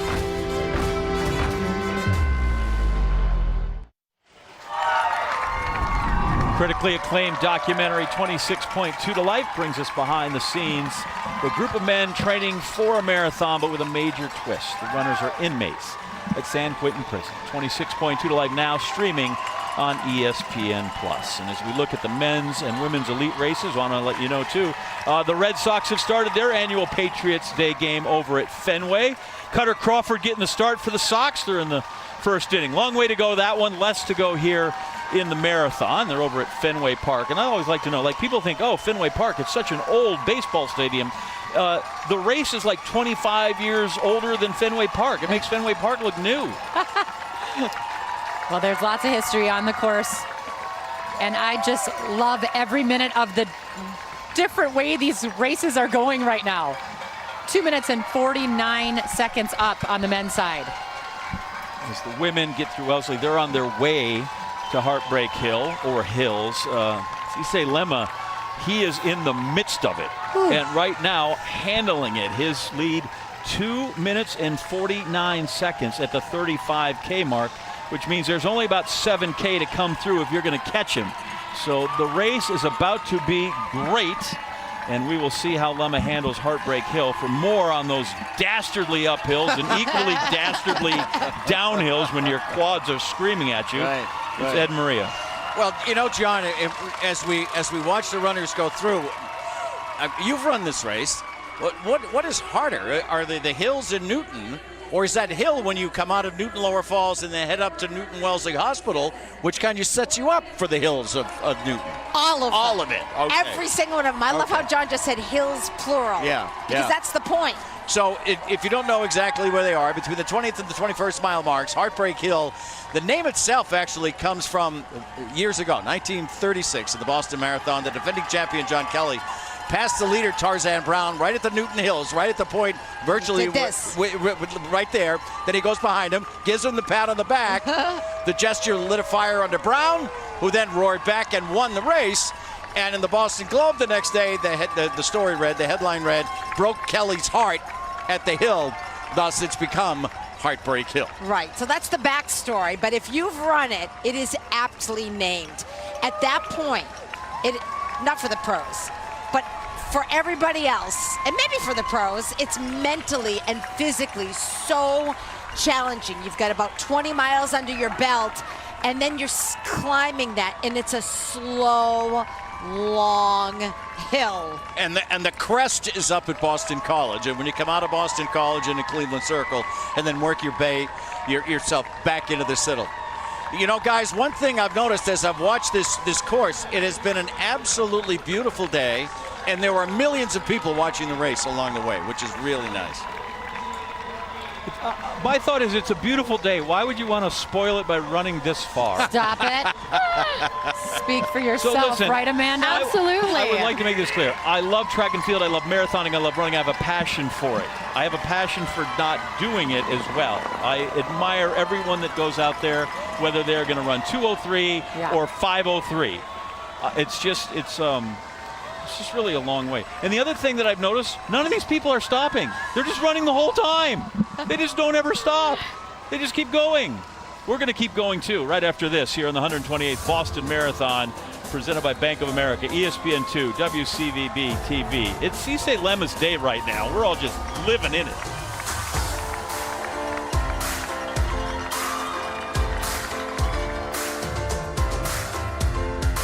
Run really well on flat courses and had not done well when it got into things that contained hills. The 33-year-old from Ethiopia. He's got 3 DNFs on his resume. 4, excuse me. Tokyo, the marathon in 23 last March. Boston, twice, and the Tokyo Olympic Games when so many people dropped out because it was 1,000,000 degrees out when they came through there. So Cisse Lema running on his own. And I don't know that Josh Brogadier thought he was going to be having a one-on-one session today when he got into his lead moto, but that's what it's become. And he's here with his latest report from up front with Lema. Josh? Yeah, John, a couple things I've observed. First of all, Cisse Lema twice now has gotten regular cups of water. This is not something I always see because he also had his water bottle. He's been making those stops as well. One thing we observed as he was coming down through Boston College, which was around mile 21, he's shaking out his wrists. First his right wrist and now both wrists, just kind of loosening them up. I have no idea if that has anything to do with cramping or just kind of staying loose. But as you said, he's been running this race the entire time. Now, as you know, the downhills are alive with the sound of music of the spectators as much as the hills they are. He's about to get into Cleveland Circle. He's going to hear a lot of rattling and a lot of cheering right now.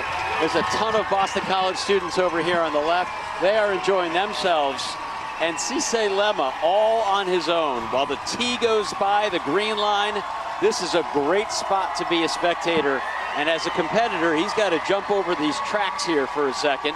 You don't want to stumble on the tracks that has sometimes befallen even the finest runners on this course. But yes, Cisse Lema all on his own, shaking out his wrists occasionally, having a couple cups of water, and certainly having a day. All right. Thank you, Josh. Cleveland Circle. That means he's about 4 miles from home. Just got through 35K. I mean, he's impressive. So, Kerry, like there's times where we see marathoners, they make a mistake because they let a guy get away from him. Yeah. And they're like, oh, wait, we can't catch up. I feel like this case, Lema's just been better than everybody by a lot. I do too. I mean, I think that he set out to do this. We've talked about him as if he could be that guy that breaks that 2-hour barrier. But listen, we've seen it. In 2014, we saw when Meb Keflezighi and Ryan Hall, they decided to they looked at each other and they said, we got to chase this guy down. So it could happen here, but he's pretty far out.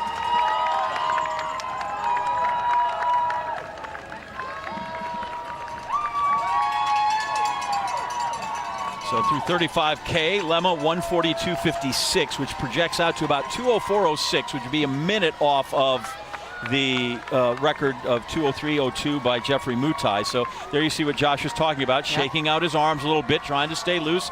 There behind him, you see, also in all yellow is Evans Chibet, trying to win his third in a row. But right now, that is a tall order. The gap's down to 2 minutes and 14 seconds, so they've gotten a little time on him through the hills, but they still have a lot of work to make up. And while they try to do that, we go over to Hannah Storm, who's got work to do down there by, where are you, Exeter? I don't even know where you are, Hannah. You're just here on the course somewhere. I'm all over the place. Yeah, no, I'm here at Exeter. Thank you. And I am with the runner-in-chief. And believe me, it takes a lot to earn that title. This is Jeff Dengate of Runner's World magazine. Before we get into how tough it is to qualify here, what are your observations about Lemma? You told me moments ago this isn't the type of race we would have seen here 10 years ago. It used to be strategic racing. There would have been a bunch of guys for 15, 16 miles, and then somebody would make the move. Now they're fearless. The world's best just go after the clock, and they're racing themselves. They're not worried about, what the rest of the field is doing. If they want to go early, they go. Really impressive so far by a guy who has not finished this race a couple of times. We have 30,000 people racing today, and it's not easy to get into this race. One of the things that distinguishes the Boston Marathon is the qualifying. How much tougher has that become? The Ethiopian team for the Paris Games. I would think if you go ahead and destroy a really good field in Boston, you make yourself a really big contender to be running in those Paris Games, which for the men are 117 days away, 118 days for the women's field when they participate in the Olympic Marathon in Paris in August 10th for the men, August 11th for the women. Well, Sisse is coming off of a 2:01 at Valencia in December, and that time that he ran there broke the late Kelvin Kiptum's course record there. So he's very fit right now. Is he rested? That's the question. We're looking back at this. They look awesome fresh. Pack. Yeah, they do. You can just see it. They're not pressing. And we've seen this time and time again here on this course, where all of a sudden we have this big pack and then boom, down to 5, then boom, down to 3. So I'm waiting. I'm just waiting. We're seeing there's Emma Bates, top American here last year. She was 5th. She ran the 2nd fastest time ever by an American. And then Sarah Hall starting to fall just a little bit back. And running in a pack like this makes someone like Helen Obiri, who has experience on the track, really dangerous. Because she's got that sprint speed and she's got that finishing kick. Watch it. Sarah Hall drop back low. You see Desi's kind of drop back low. Suddenly, all of a sudden, you feel a little of that February Olympic trials come catch you as you get deep enough into this race. So it will be an exciting finish for our man Lemma against the clock. And see if those guys are going to have to turn in to be sprinters to catch him.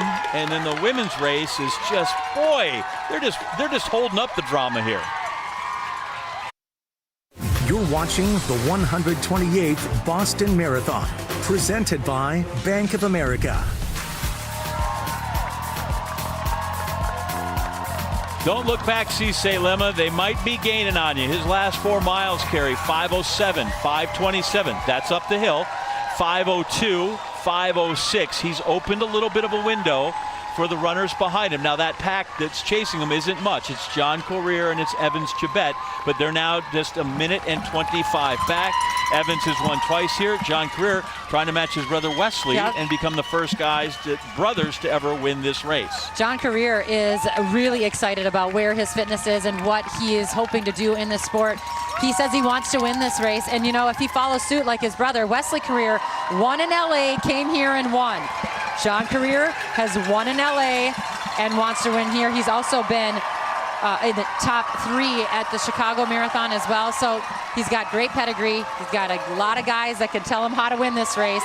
But I don't know if they left too much time. I don't know if they're going to be able to catch him today. Going to have to go. They've got less than 5K to track him down. John Courier comes in, ranked 17th in World Athletics World Rankings in the marathon. And his last half, he was 3rd in the United Arab Emirates in 58.50, which was a PB. So he certainly has some fitness. And as we saw last year, as we saw in the beginning of this race, Carrie, there's still that big pack, but Emma Bates has decided to push out in front for a little bit. Yeah, it makes me a little bit nervous. I mean, Emma is one that doesn't race a lot. She comes into a lot of races not having run in months. But, you know, her last race was last fall in Chicago, about 6 months. But she hasn't really done things that we know of that has put her into this race hurt.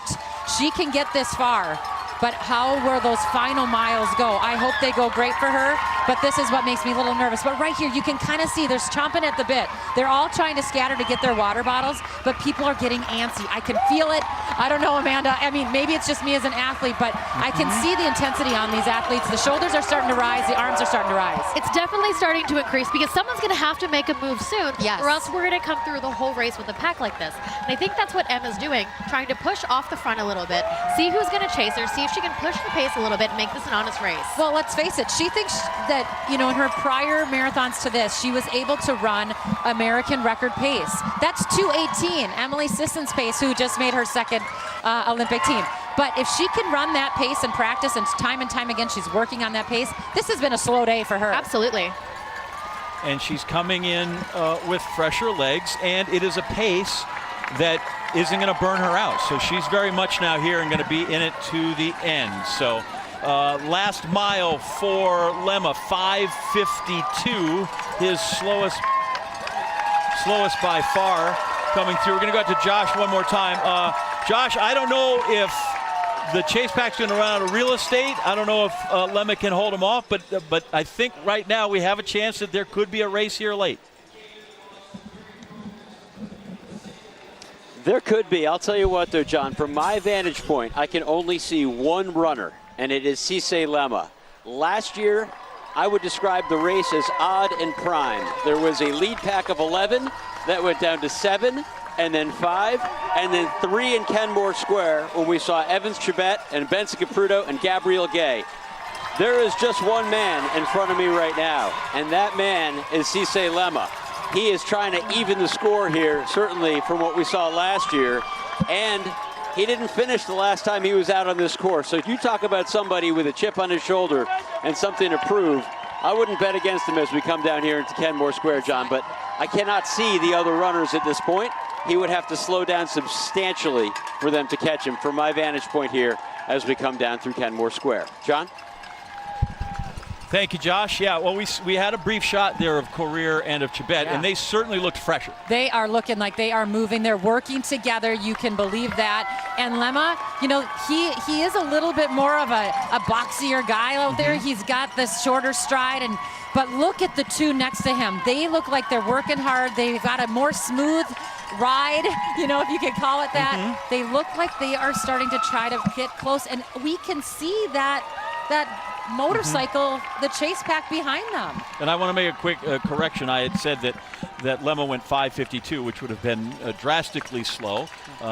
David Monty, our researcher, gave me the card, and I read that, and I forgot the part where it said women's mile 18 was 5:52. So congratulations to them, and bad on me. Lemma goes through mile 24 5 minutes, so that's still that is way slower than he's had a series now. The last 5 miles have all been 5 minutes plus.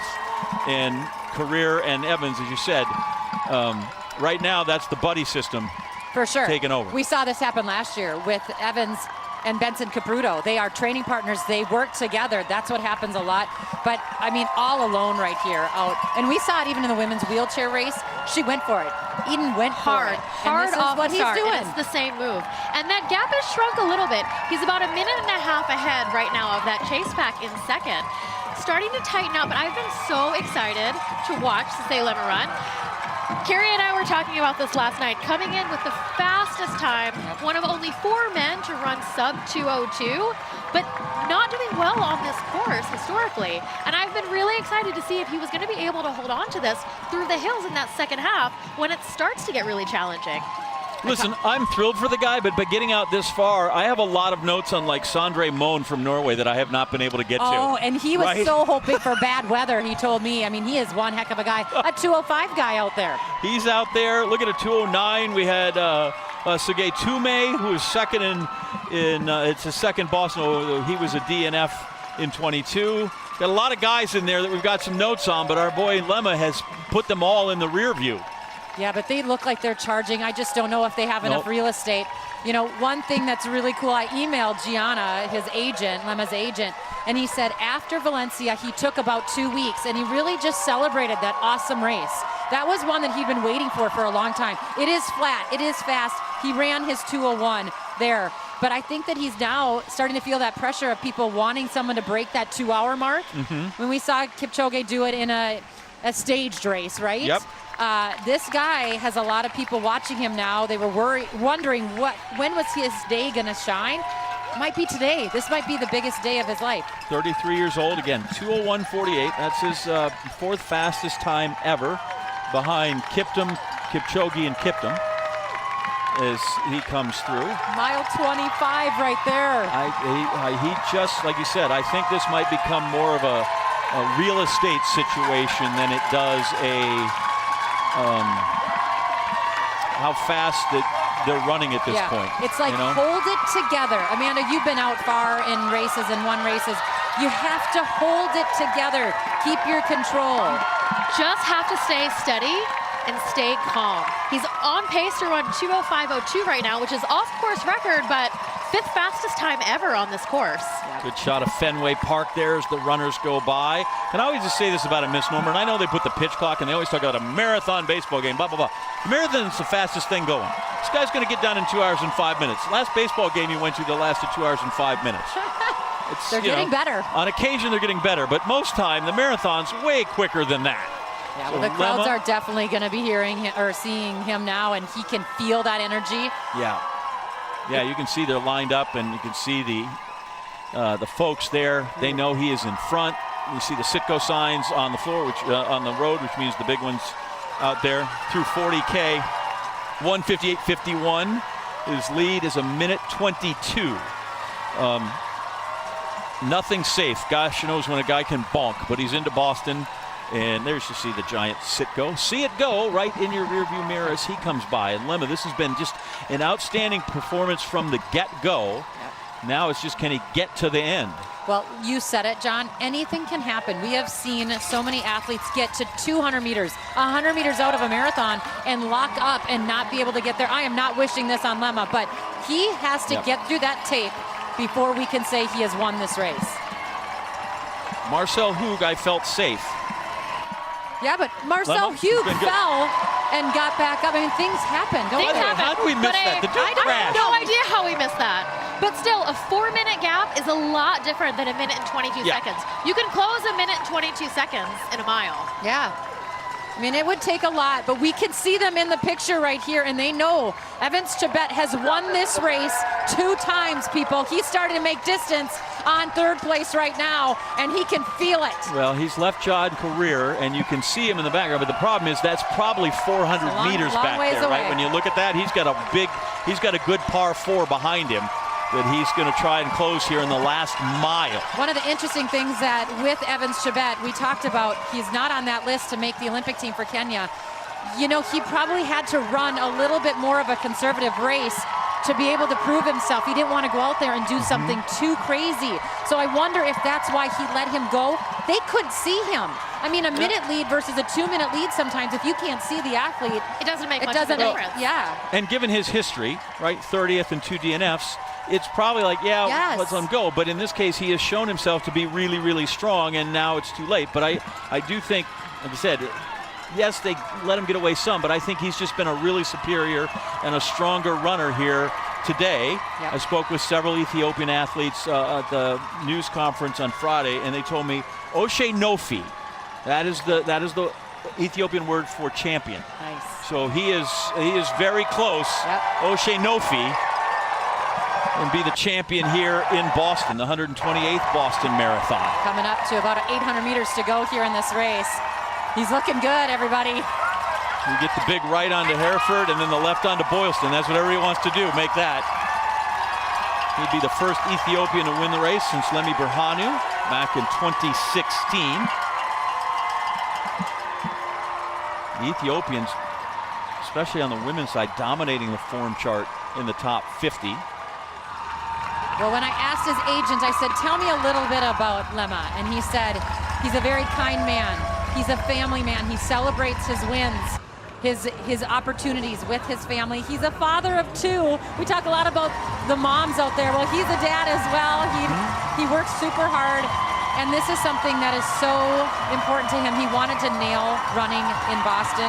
He wanted to win here, and he's got big sights on Paris this summer, and we'll have to see if Ethiopia names him to the team. He's won the London Marathon. That was his world marathon major victory, but he's also won in Valencia. He's won a marathon in Slovenia, in Frankfurt, Vienna City.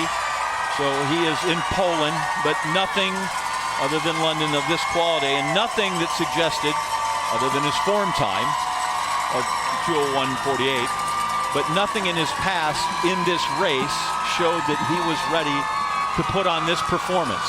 Well, John, on paper, when you run 2:01, you got to talk about him. He has to be a favorite. But it looks like now we have a little bit of jostling for positioning here in second and third. That's Issa in second right now. Yeah, Mohamed Essa comes from out of nowhere. Evans Chebet, it was John Courier, and now he's finishing strong. Issa's a 2:05:05 marathoner. That's from 2022 when he set his PB.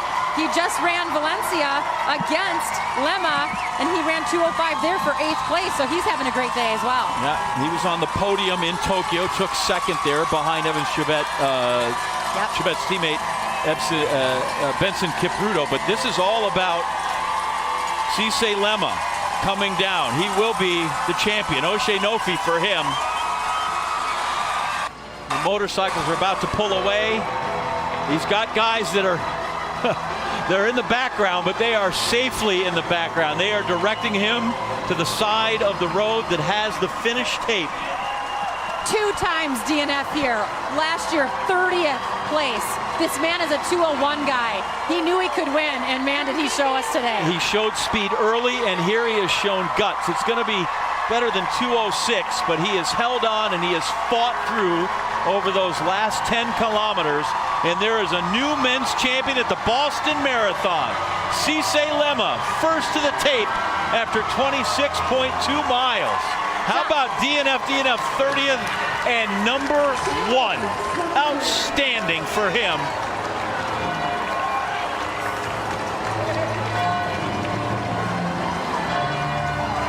Well, John, you asked why we run these marathons. This is what it's all about. You go through the ebbs and flows over all of the courses, the hurts. And that right there, he loved exactly what he did today, crossing the finish line in first. And here comes Mr. Issa in his biggest day yet. And here comes Mohamed Essa.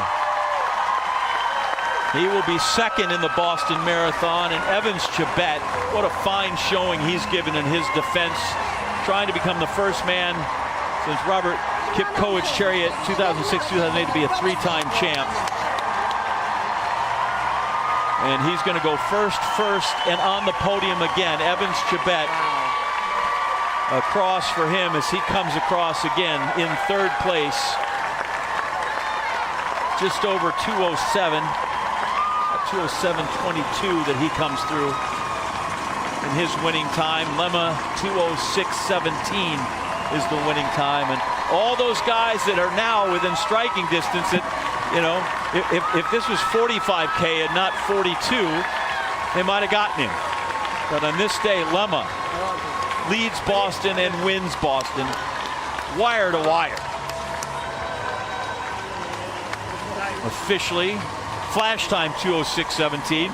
Unofficially, they've got it at 2:06:18. As we go back in the pack now, and here's the women's pack, and Emma Bates, who had been out in front, and she's getting swallowed up here, Carrie. Well, she's right in it, though, and this is something that every athlete has to work on. If you are leading and you get that thrill of breathing the air first and everyone else behind you, she has to be able to control herself and get back in and get back on it. She's not running any slower than anyone else around her. She's not losing the race. She just has to settle back in and get back on it. And that was moments ago as she dropped back, and now we look at it live. Oh, and now she is dropped back. Excuse me. I thought we were watching that live. So now Helen has decided to go. It's almost like she just pointed to her head right there. She's doing something, and maybe she's praying, going through some sort of visualization right now when she's out there. And that's what a lot of athletes do. They start to do that internal dialogue. What can take me away from the pain that I'm feeling physically? And you start to work yourself. I can remember the great Paula Radcliffe repeating her name, her daughter's name over and over when times got tough. Keep yourself going.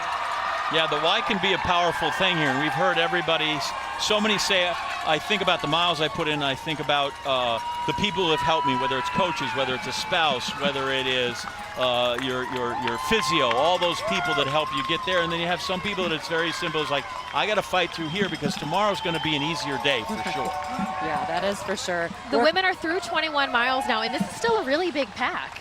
Yeah, it is a big pack. And, you know, one person off to the left of Helen Obiri there, Worknish Adesha, she just ran in January at the Osaka Marathon where she was first. She ran a new PB of 2:18:51. That's January. We're here in April. That is not that long ago, and she looks very smooth. She's in the kind of charcoal with the pink Adidas outfit right there on the left of Helen. And they came through in 17:25 for their last 5K. Lokedi, Obiri, Yurga, Yeshina, Steady Adessa's there, Eddie. Gugi's there, Edna Kiplagat, Dariba, and then I kind of chuckled when you said it. It's like, if you just stay with Edna for a while, you'll be okay. And literally, I she's truly believe nursing that. the group through. I mean, she is raising these young kids over here now in America. They are both very good runners. They are superb at golfing. And it is so fun to hear her talk about why she still does it. And you know one of the reasons why? Those kids. Her kids look up to her and they see what she's all about. Wendy and Carlos, big shout out, because guess what? It's because of you two that your mama is still out here doing what she does. Also in that pack, Tiruyi Mesfin, who has the 5th fastest seed time. This is her World Marathon debut, her Boston debut, obviously, then her 4th marathon. She's had a 6th in Valencia and Trinidad, a 4th in Portugal, 2nd in Hamburg, and 5th in Amsterdam. All last year, ran 3 marathons a year ago. Everybody kind of, for most part, other than if you ran the Olympic trials, the Americans running some second ones, but this is most people's spring marathon. Timing's a little tricky. You got to work in the Olympics as well, which is, as we said, for these women, 118 days away, which is time to recover and certainly get after it again. Lokedi, the first to get her bottle, so she's back away from the table and out in the center of the road. Very distinct running style, the way her feet kick out there. Little shout out to her. Edward Cheserek and her tied the knot a little earlier this winter. Ches was supposed to run here. He was unable to go, but he's here in spirit. Well, actually, he's here physically to help with the spirit, cheer her on.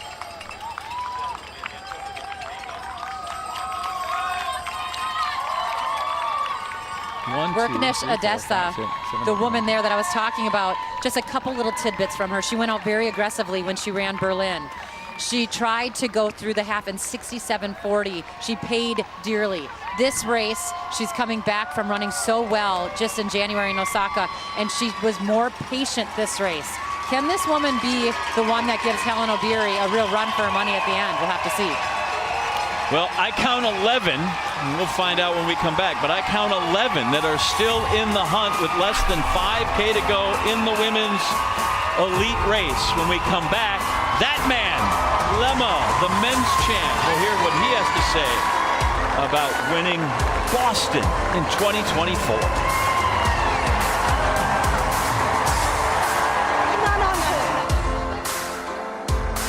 Boston Marathon, presented by Bank of America. We are so here for the good stuff. The women down to 5, including Edna Kiplagat. Helen Obiri's out there. Griba, Sharon Lokedi is out there, and I am skewered at this point as they sneak around. But the pack of 20 has gone to 11 and now has gone to 5 as they will sprint in the final miles here. And before we get to that, Hannah Storm, congratulations. You're the one person today that was able to catch Cisse Lemma.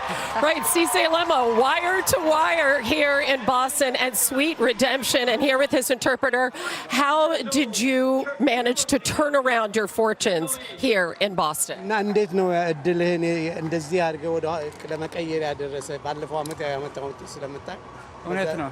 እኔም የመጣሁት የባለፈውን አቋርጬ ወጣውን ድል ለማምጣት ነው። That's it, you know, I stopped the race and before I finished, and I wanted to a redemption for that. That's why I came.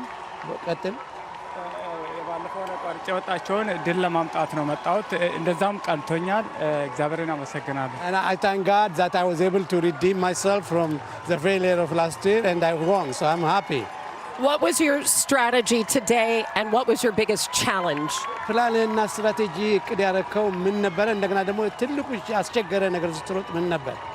ትልቁ ያስቸገረኝ ቦታው ውጣ ውረድ ስለሆነ እኔ ፕላኔ ደግሞ ኮርስ ሪከርድ ለመስበር ነበር የመጣሁት። My plan was to break the course record, but it's so hilly up and down, and that took a little lot, make me tired a little bit. You are a father of 2 boys. What will you tell them one day about what you managed to accomplish today? የሁለት ልጆች አባት ነህ። ለእነኚህ ለሁለት ልጆች ዛሬ ያጠናቀቀውን ውጤት በሚመለከት ምን ብለህ ነው የምትነግራቸው? የደስታ ፊሊንጌን ለእነሱም ደስ እንዳላቸው ይሄ ደግሞ ይመሰክራል። እነሱም ደስ እንደሚላቸው ነው። ደግሞ ደውዬ ኮንግራ እላቸዋለሁ። I know I'll make them very happy because I'm going to call them right now and tell them, and I'll also show them the shoes and show them that I made history here, and I know they will be happy. And what does this mean potentially for the Paris Olympics?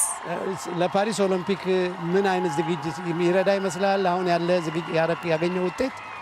አዎ እዚህ የመጣውም አንደኛው የኦሎምፒክ ኮርስ ውጣ ውረድ ስለሆነ፣ ሁለተኛ መውቃት ስለሆነ ይሄ ኮርስ ደግሞ ይረዳኛል ብዬ የመጣሁት ለዛው ነው። The reason I came to run in Boston was because Boston Marathon is similar to the Paris Marathon because it's up and down the hill, and I know that it will help me, and I'm glad that I did that, and it will help me there too. Many congratulations. A fantastic redemption story and a wonderful victory. Congratulations, Cissé Lema. Back to you, John. Thank you, Hannah. We're not sticking with me very long. We want to get out to Naoko Funiyama. Naoko, you only got 3 to take care of now. You got Obiri, Lokedi, and Kiplagat. This has been an unbelievable race and so poetic that both Edna and Helen are in this lead here because guess what? Helen is training in Boulder, Colorado, and who recommended that she move there? Edna Kiplagat. Kiplagat says it is a great place to be. It is a great place to raise your kids. She was even laughing about how, when she goes back to Kenya, she can't quite get her training down correctly because there's people knocking on her door. She can't get her rest and recovery in. So she said, Colorado, it's so peaceful. That's where you can really focus on your work. So it's amazing to see both of them here. Now, Dathan Ritzenheim, Helen's coach, had really trained her to hold back, be patient at the beginning of the race. He said, I don't care if you take the lead to just get a drink, but I need you to tuck back into the crowd, and then when you hit mile 20, that's when you can go. He said, I don't want to see you on TV until mile 20. Well, we're past mile 20. They're running the last mile they ran at a 4:59 pace. So game on, John. Oh, it's terrific. You got 3 former New York City Marathon champions. Helen Obiri, 23, 22 was Sharon Lokedi. The year both of them made their marathon debut in the 5-borough race there in November. And then, of course, Edna Kiplagat, who's the champion from 2010. She's an ageless wonder. She really is. And I think she just loves what this sport brings to her life. As you said, she moved over here. She is here in Boulder and just loving every minute of it. Let's give Sharon Lokedi some attention. We haven't seen her much up in front, and she's here. She's had some injuries. She's had some ups and downs, but every time she comes, she knows how to gauge her fitness and gauge where she's at, and she's here fighting for this win. I mean, when we saw her win New York City, I don't know if really anyone really believed in your first time running the marathon you would win, and she did that. First time running here, she couldn't come last year, so she's here for the first time, and she's fighting for the win. And now she pulls away from Edna Kiplagat. Edna's got some fight, and I guess it is kind of amazing that it was Lokedi dropping out last year that made the space for Obiri to get into the race and win it. Yeah. Well, this is something where we have to start thinking. Sharon Lokedi's thinking, do I have the turnover that Helen Obiri has? Helen Obiri just ran incredibly fast two years ago in the 5,000 on the track. She's still run 14 lows for 5K. So we know that she can run fast. Sharon Lokedi is an NCAA champion. over 10,000 meters here in the States, but she doesn't have that true speed. So I think she does have to try to run that kick out of her, and she's got to start now. 10-time and All-American with the Jayhawks. They've left Edna Kiplagat behind, so it's now just these two fantastic women. They're going to go the rest of the way. Country women from Kenya, Sharon Lokedi and Helen Obiri. Obiri trying to become the first. We made so much of the Evans Chebet trying to be a 3-time winner. Last repeat champion for the women, Catherine Ndraba, in 2004 and 2005. So no small feat. It's been 2 decades since we've had a back-to-back women's champ here in Boston. This is exactly what Sharon Lokedi did when she won New York City. She wanted to, you could see her being antsy and antsy. She wanted to get going, and she timed that kick out perfectly. She got to Columbus Circle, which everyone knows.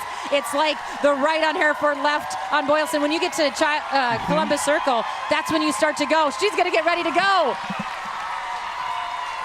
And there's a whole lot of room there, whole lot of road, and but we're going to be elbow to elbow in this thing. This is how Helen Obiri likes to race. She's run super fast over 800 meters, 1,500 meters, 5K, 10K on the cross-country courses. She likes to feel people there. I know she likes to break the tape, but she gets almost more excited when she has competitors around her. Well, that pack of 20, boy, they thinned it really quick through the hills, and coming out of the hills mostly is where they decided that they separated the old wheat from the chaff. And so now those two women, Edna Kiplagat again, who's come through here. I mean, her finishes in New York, or in Boston, as you mentioned, she was 30th, which is just out of characteristic. She won in her debut in 17, 9th in 18, second in 2019. She won in 21 at age 41. Like, this is when she should just be setting Masters records, and that's it. But she's not, and well, she's getting left here a little bit. It's incredible to stay in this race for 24 miles. Yeah, you know, with 2 miles to go, there's a lot of antsiness happening, and I know a lot of people, is that a word? Antsiness? I've just made it up. Close if it enough. isn't. But you know what? There are a lot of thoughts going on of what can I do, where should I go, hold my form together, make sure, like Edna just got her final maybe water. I mean, it's just all these things are going into play, but yet you're wondering what the heck is going on next to me. Amanda, you've been in this situation. I guess it's wheelchairs is the women's league, but you've been fatigued. You've been in competition this tight. Like, that's all the same stuff. It's all the same stuff, and those last couple miles can feel so long. Yeah. It's hard coming into a race too as a returning champion. You've got a special target on you. Everyone knows that you've done it, and you know how to run this race, and you know how to win this race. I think it's so cool that these two leading right now, Helen Obiri and Sharon Lokedi, are friends. I mean, you know you want to beat each other like nobody's business, and it is all about getting to the finish. But they're friends, they know each other. And just another side note, I mean, these ladies like to do girly things like we like to do, but Helen Obiri told me she painted her nails, she got her manicure done. She has pink all over 8 of them for her little girl, Tanya, and 2 of them are for her husband, Tom, who has yellow on her nails. But you know, when she looks down at that big arm swing, she's looking at those nails, and you know who she's running for. It's a reminder of why she's out here and why she's doing this. Yeah. Well, the fans, you can hear them in the background, they are eating this up. Go through mile 24 in 4:41. So the last 2 they've dropped under 5. Did you just say 4:41? Let's say that again. Would you like to read it for yourself? 4:41, people. These ladies are hammering. David Monty has excellent penmanship. That's 4:41. I know. I have to repeat that because a lot of people would kill to run 1 at that pace.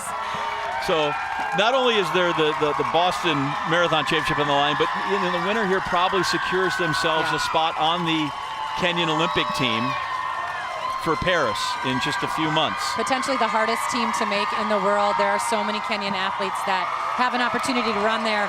But these two have shown time and time again, they show up at these championship-style races. Guess what? Paris is hilly.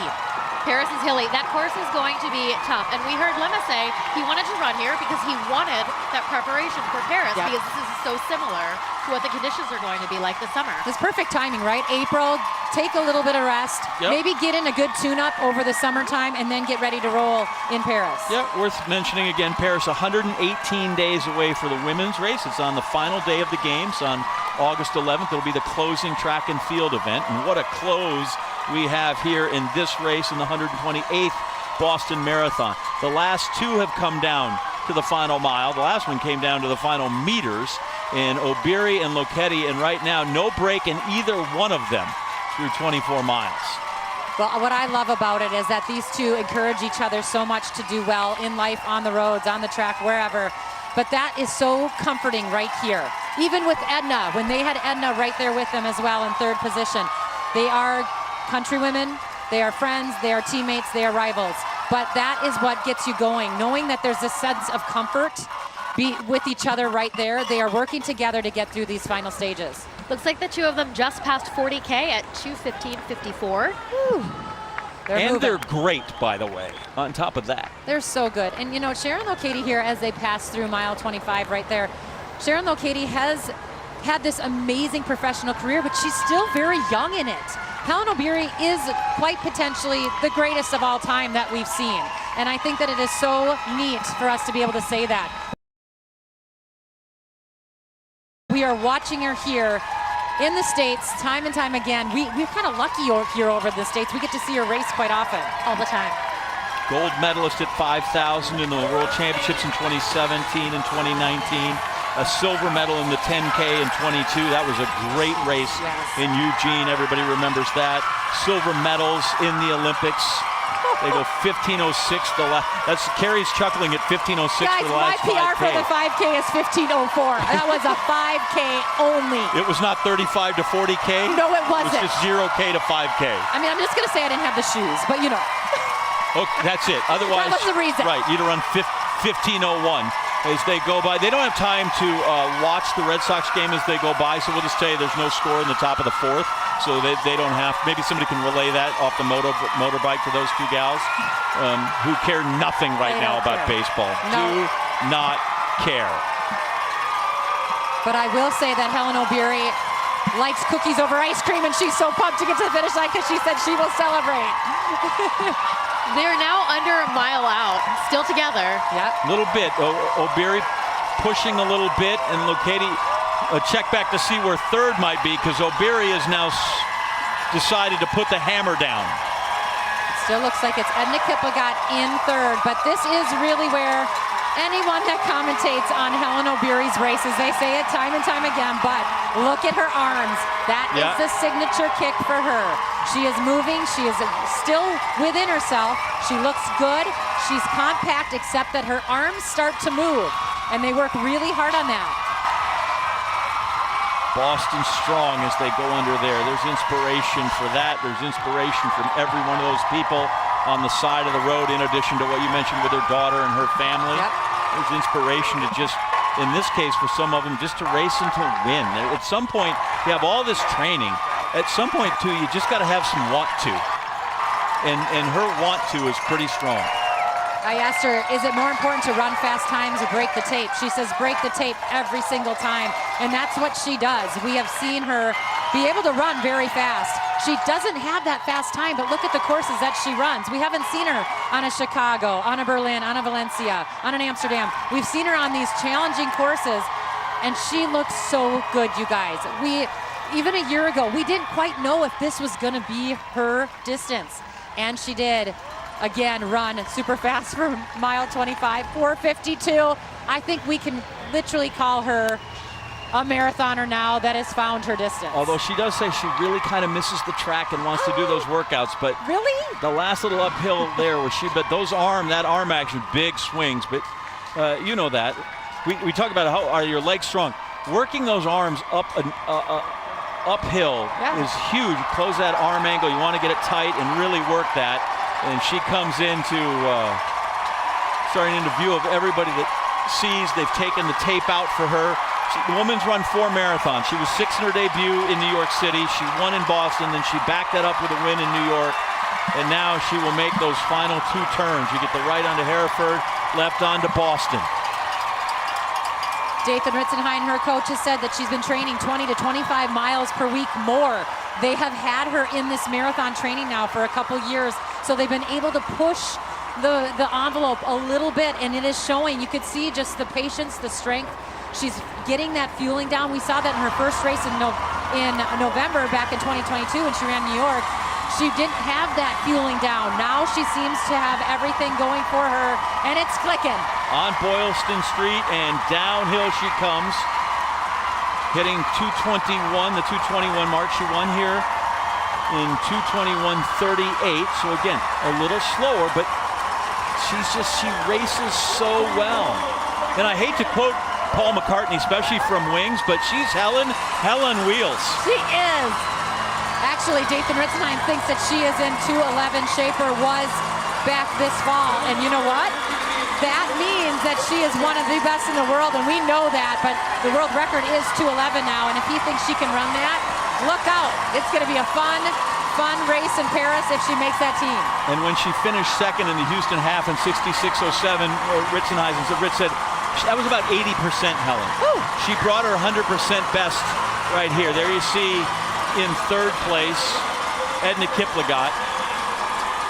And the motorcycles are going to pull away soon. And that is Helen O'Beary in full flight right now, on her way to her second Boston Marathon win. And Sharon Lokedi, who hadn't run a marathon since trying to defend her title in New York last November, had to scratch late for this race in 23, and her first try has run exceptionally well. There you see a great look down Boylston Street at those two women, and then the close-up, because it's her show again. Patience, and all fire here now in the final stages. Back-to-back in Boston for the magnificent Helen O'Beary. The bells of the South Church will toll again for O'Beary, champion of the 128th Boston Marathon. And Sharon Lokedi on the podium in second, a magnificent run to the runner-up finish. You gotta give it up to Sharon Lokedi as well. But here, look at this, Tom, her husband, and her little girl, and the coaching staff all coming up to her. It is such an honor to be able to say that she's a two-time Boston Marathon champion. Here you see Jack Fleming, the head of the Boston Athletic Association. And here comes the timeless Edna Kiplagat. Another podium finish. Just going over 2:23, John. I mean, she is amazing. She's not even going to stop. She just keeps on going through that line, and we are so thankful. Champion here in 20 and 27, a runner-up in 2019, and on the podium in third place here in 2024. Helen O'Beary, the first back-to-back winner since Catherine Andraba in 2004 and 2005. And we're going to give her 1, 2, 3 seconds before I go. Now, like Evans Chibet, she can worry about three-peating next year.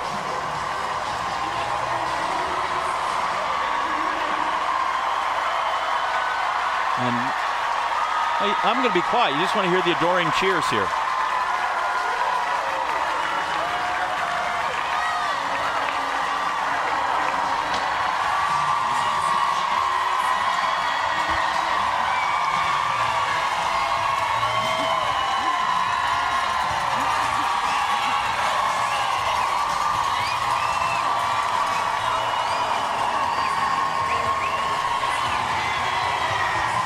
Bates as the top American again for the second year in a row. Excuse me, Emma Bates.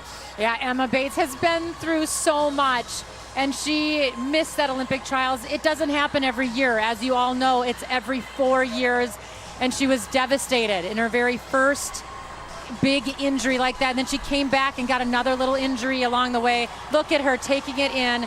She is tough. She is smart. She is gritty. She ran every single way today, and again, top American.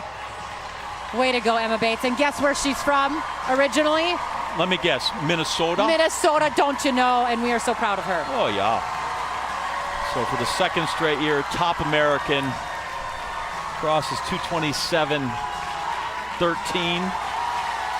A year ago, she finished 2:22.10, which is the second fastest time ever by an American. By the way, we didn't get through him, but remind everybody or let everybody know, C.J. Albertson, first American. He was in 7th place, 2:09.53. Can we give it up to him? He ran 3 marathons in 5 weeks. He has just been giving it everything he's had this year, and so big day, 2:09.53. Wow. Great job, C.J. Take a look at the top 10 for the women. It's a Kenyan sweep of the podium with O'Beary, Lokedi, and Kiplagat. Fine run down there. We didn't see much of her, but Gardati of Morocco, who finishes in 8th place. She won a bronze medal at the World Championships in the marathon in Budapest. So she comes through and times that out and runs really well here on this day. And I want to add one more thing about CJ Albertson. This is the 5th straight year that the top American has been 7th place. Yeah, on the men's side. Yeah, but like, how do you do that 5 times in a row? You finish 7th. It had been Scott Fauble 3 times, and then here's CJ Albertson. Yeah. So, can we just mention the huge roar? It was Emma, and then Sarah Hall came in, and then Des Linden came in, and it was just deafening in here. well, listen, that's over the last decade or two, that's USA royalty. Yeah. In marathoning for sure. Yeah, it was a wonderful day. What an awesome race on the women's side and on the men's side, and the wheelers, amazing. Absolutely amazing, all of it. Helen O'Beary, I think, again, to me, just somehow catches everything that this event is about. There's Des Linden coming through. Again, first name on their bib means you've won here before, and she was in 2018. And listen, every day and every weather day for her that's not 2018 is a fantastic day. Yeah. For her to come through. She's meant so much, and she's a giver when it comes to the running. I mean, she has been so busy. Des Linden has been out here doing podcasts and doing interviews and meeting people, and she loves it. I think that's what gets her out of bed every day, is not necessarily the run, it's the people and the community that she has built. That amazing range of things that have happened that started with Marcel Hug, who wins in a record time by 5 minutes, to this wonderful O'Beary-Loketti duel into the last mile here, which is, I guess, all we can hope for on a day of this. Gosh, now that I've given everybody 28 seconds to think about it, but what kind of stands out to you over the last 2.5 hours? I mean, Marcel Hug obviously coming in for his 7th win here. I asked him, can he go sub 117? Can he run in the 115s? He said yes, and he did it. He skipped going sub 16, or sub 17. He is now the first man to run sub 116 in a wheelchair over the marathon distance. And then on the women's side, Eden Rainbow Cooper, a newcomer. She's 22. This is her first Boston win. This is her first major win. She went out strong. She went out confident. And she's going to shake things up in that women's field. Yep, when they all get back in there, and because there's been some changes in how people have approached their schedules with the Paralympic year going on, and they'll be there in mid-August in Paris as well, so we didn't see Tatiana McFadden. But she beat some real people in there, right? Like, this was not a field so diluted that you go, oh, well, she won that. She was fantastic, and really what a great performance for her to break the seal on winning World Marathon Majors. And there's the top 3 American women: Emma Bates, Des Linden, Sarah Hall, 12th, 15th, and 16th overall. Over here, she's wearing your medal.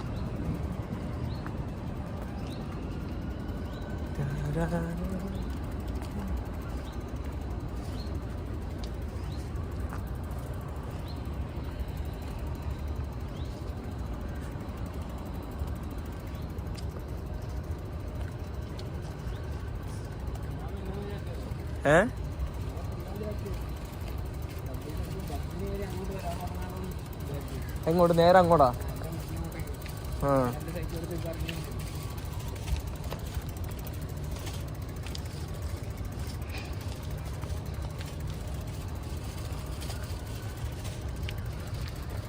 എടാ മൊത്തത്തിൽ വേറെ vibe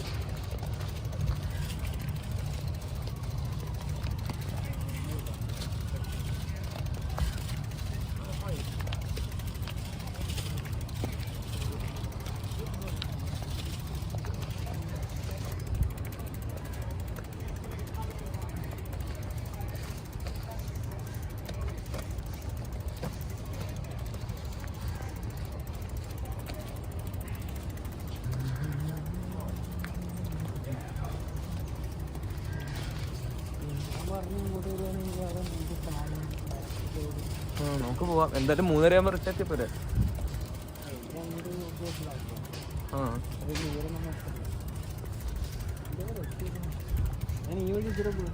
ഇതുവഴിയാ first ടൈമാ എടാ നീ കണ്ടാ താറാവിനെയൊക്കെ ഉണ്ടോ correct മറ്റേ ഈ ടോം ആൻഡ് ജെറിയിൽ കാണിക്കുന്ന ആനിമേഷൻ്റെ ഒറിജിനൽ പോലെ.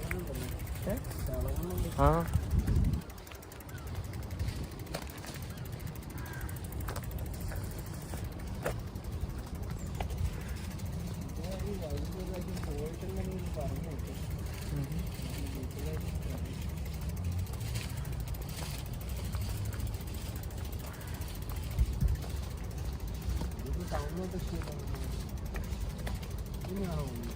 അറിയില്ലല്ലോ. ഞാൻ അവിടെ ആദ്യമായിട്ടാ. തിരിച്ചു കൊണ്ടുവരുമോ?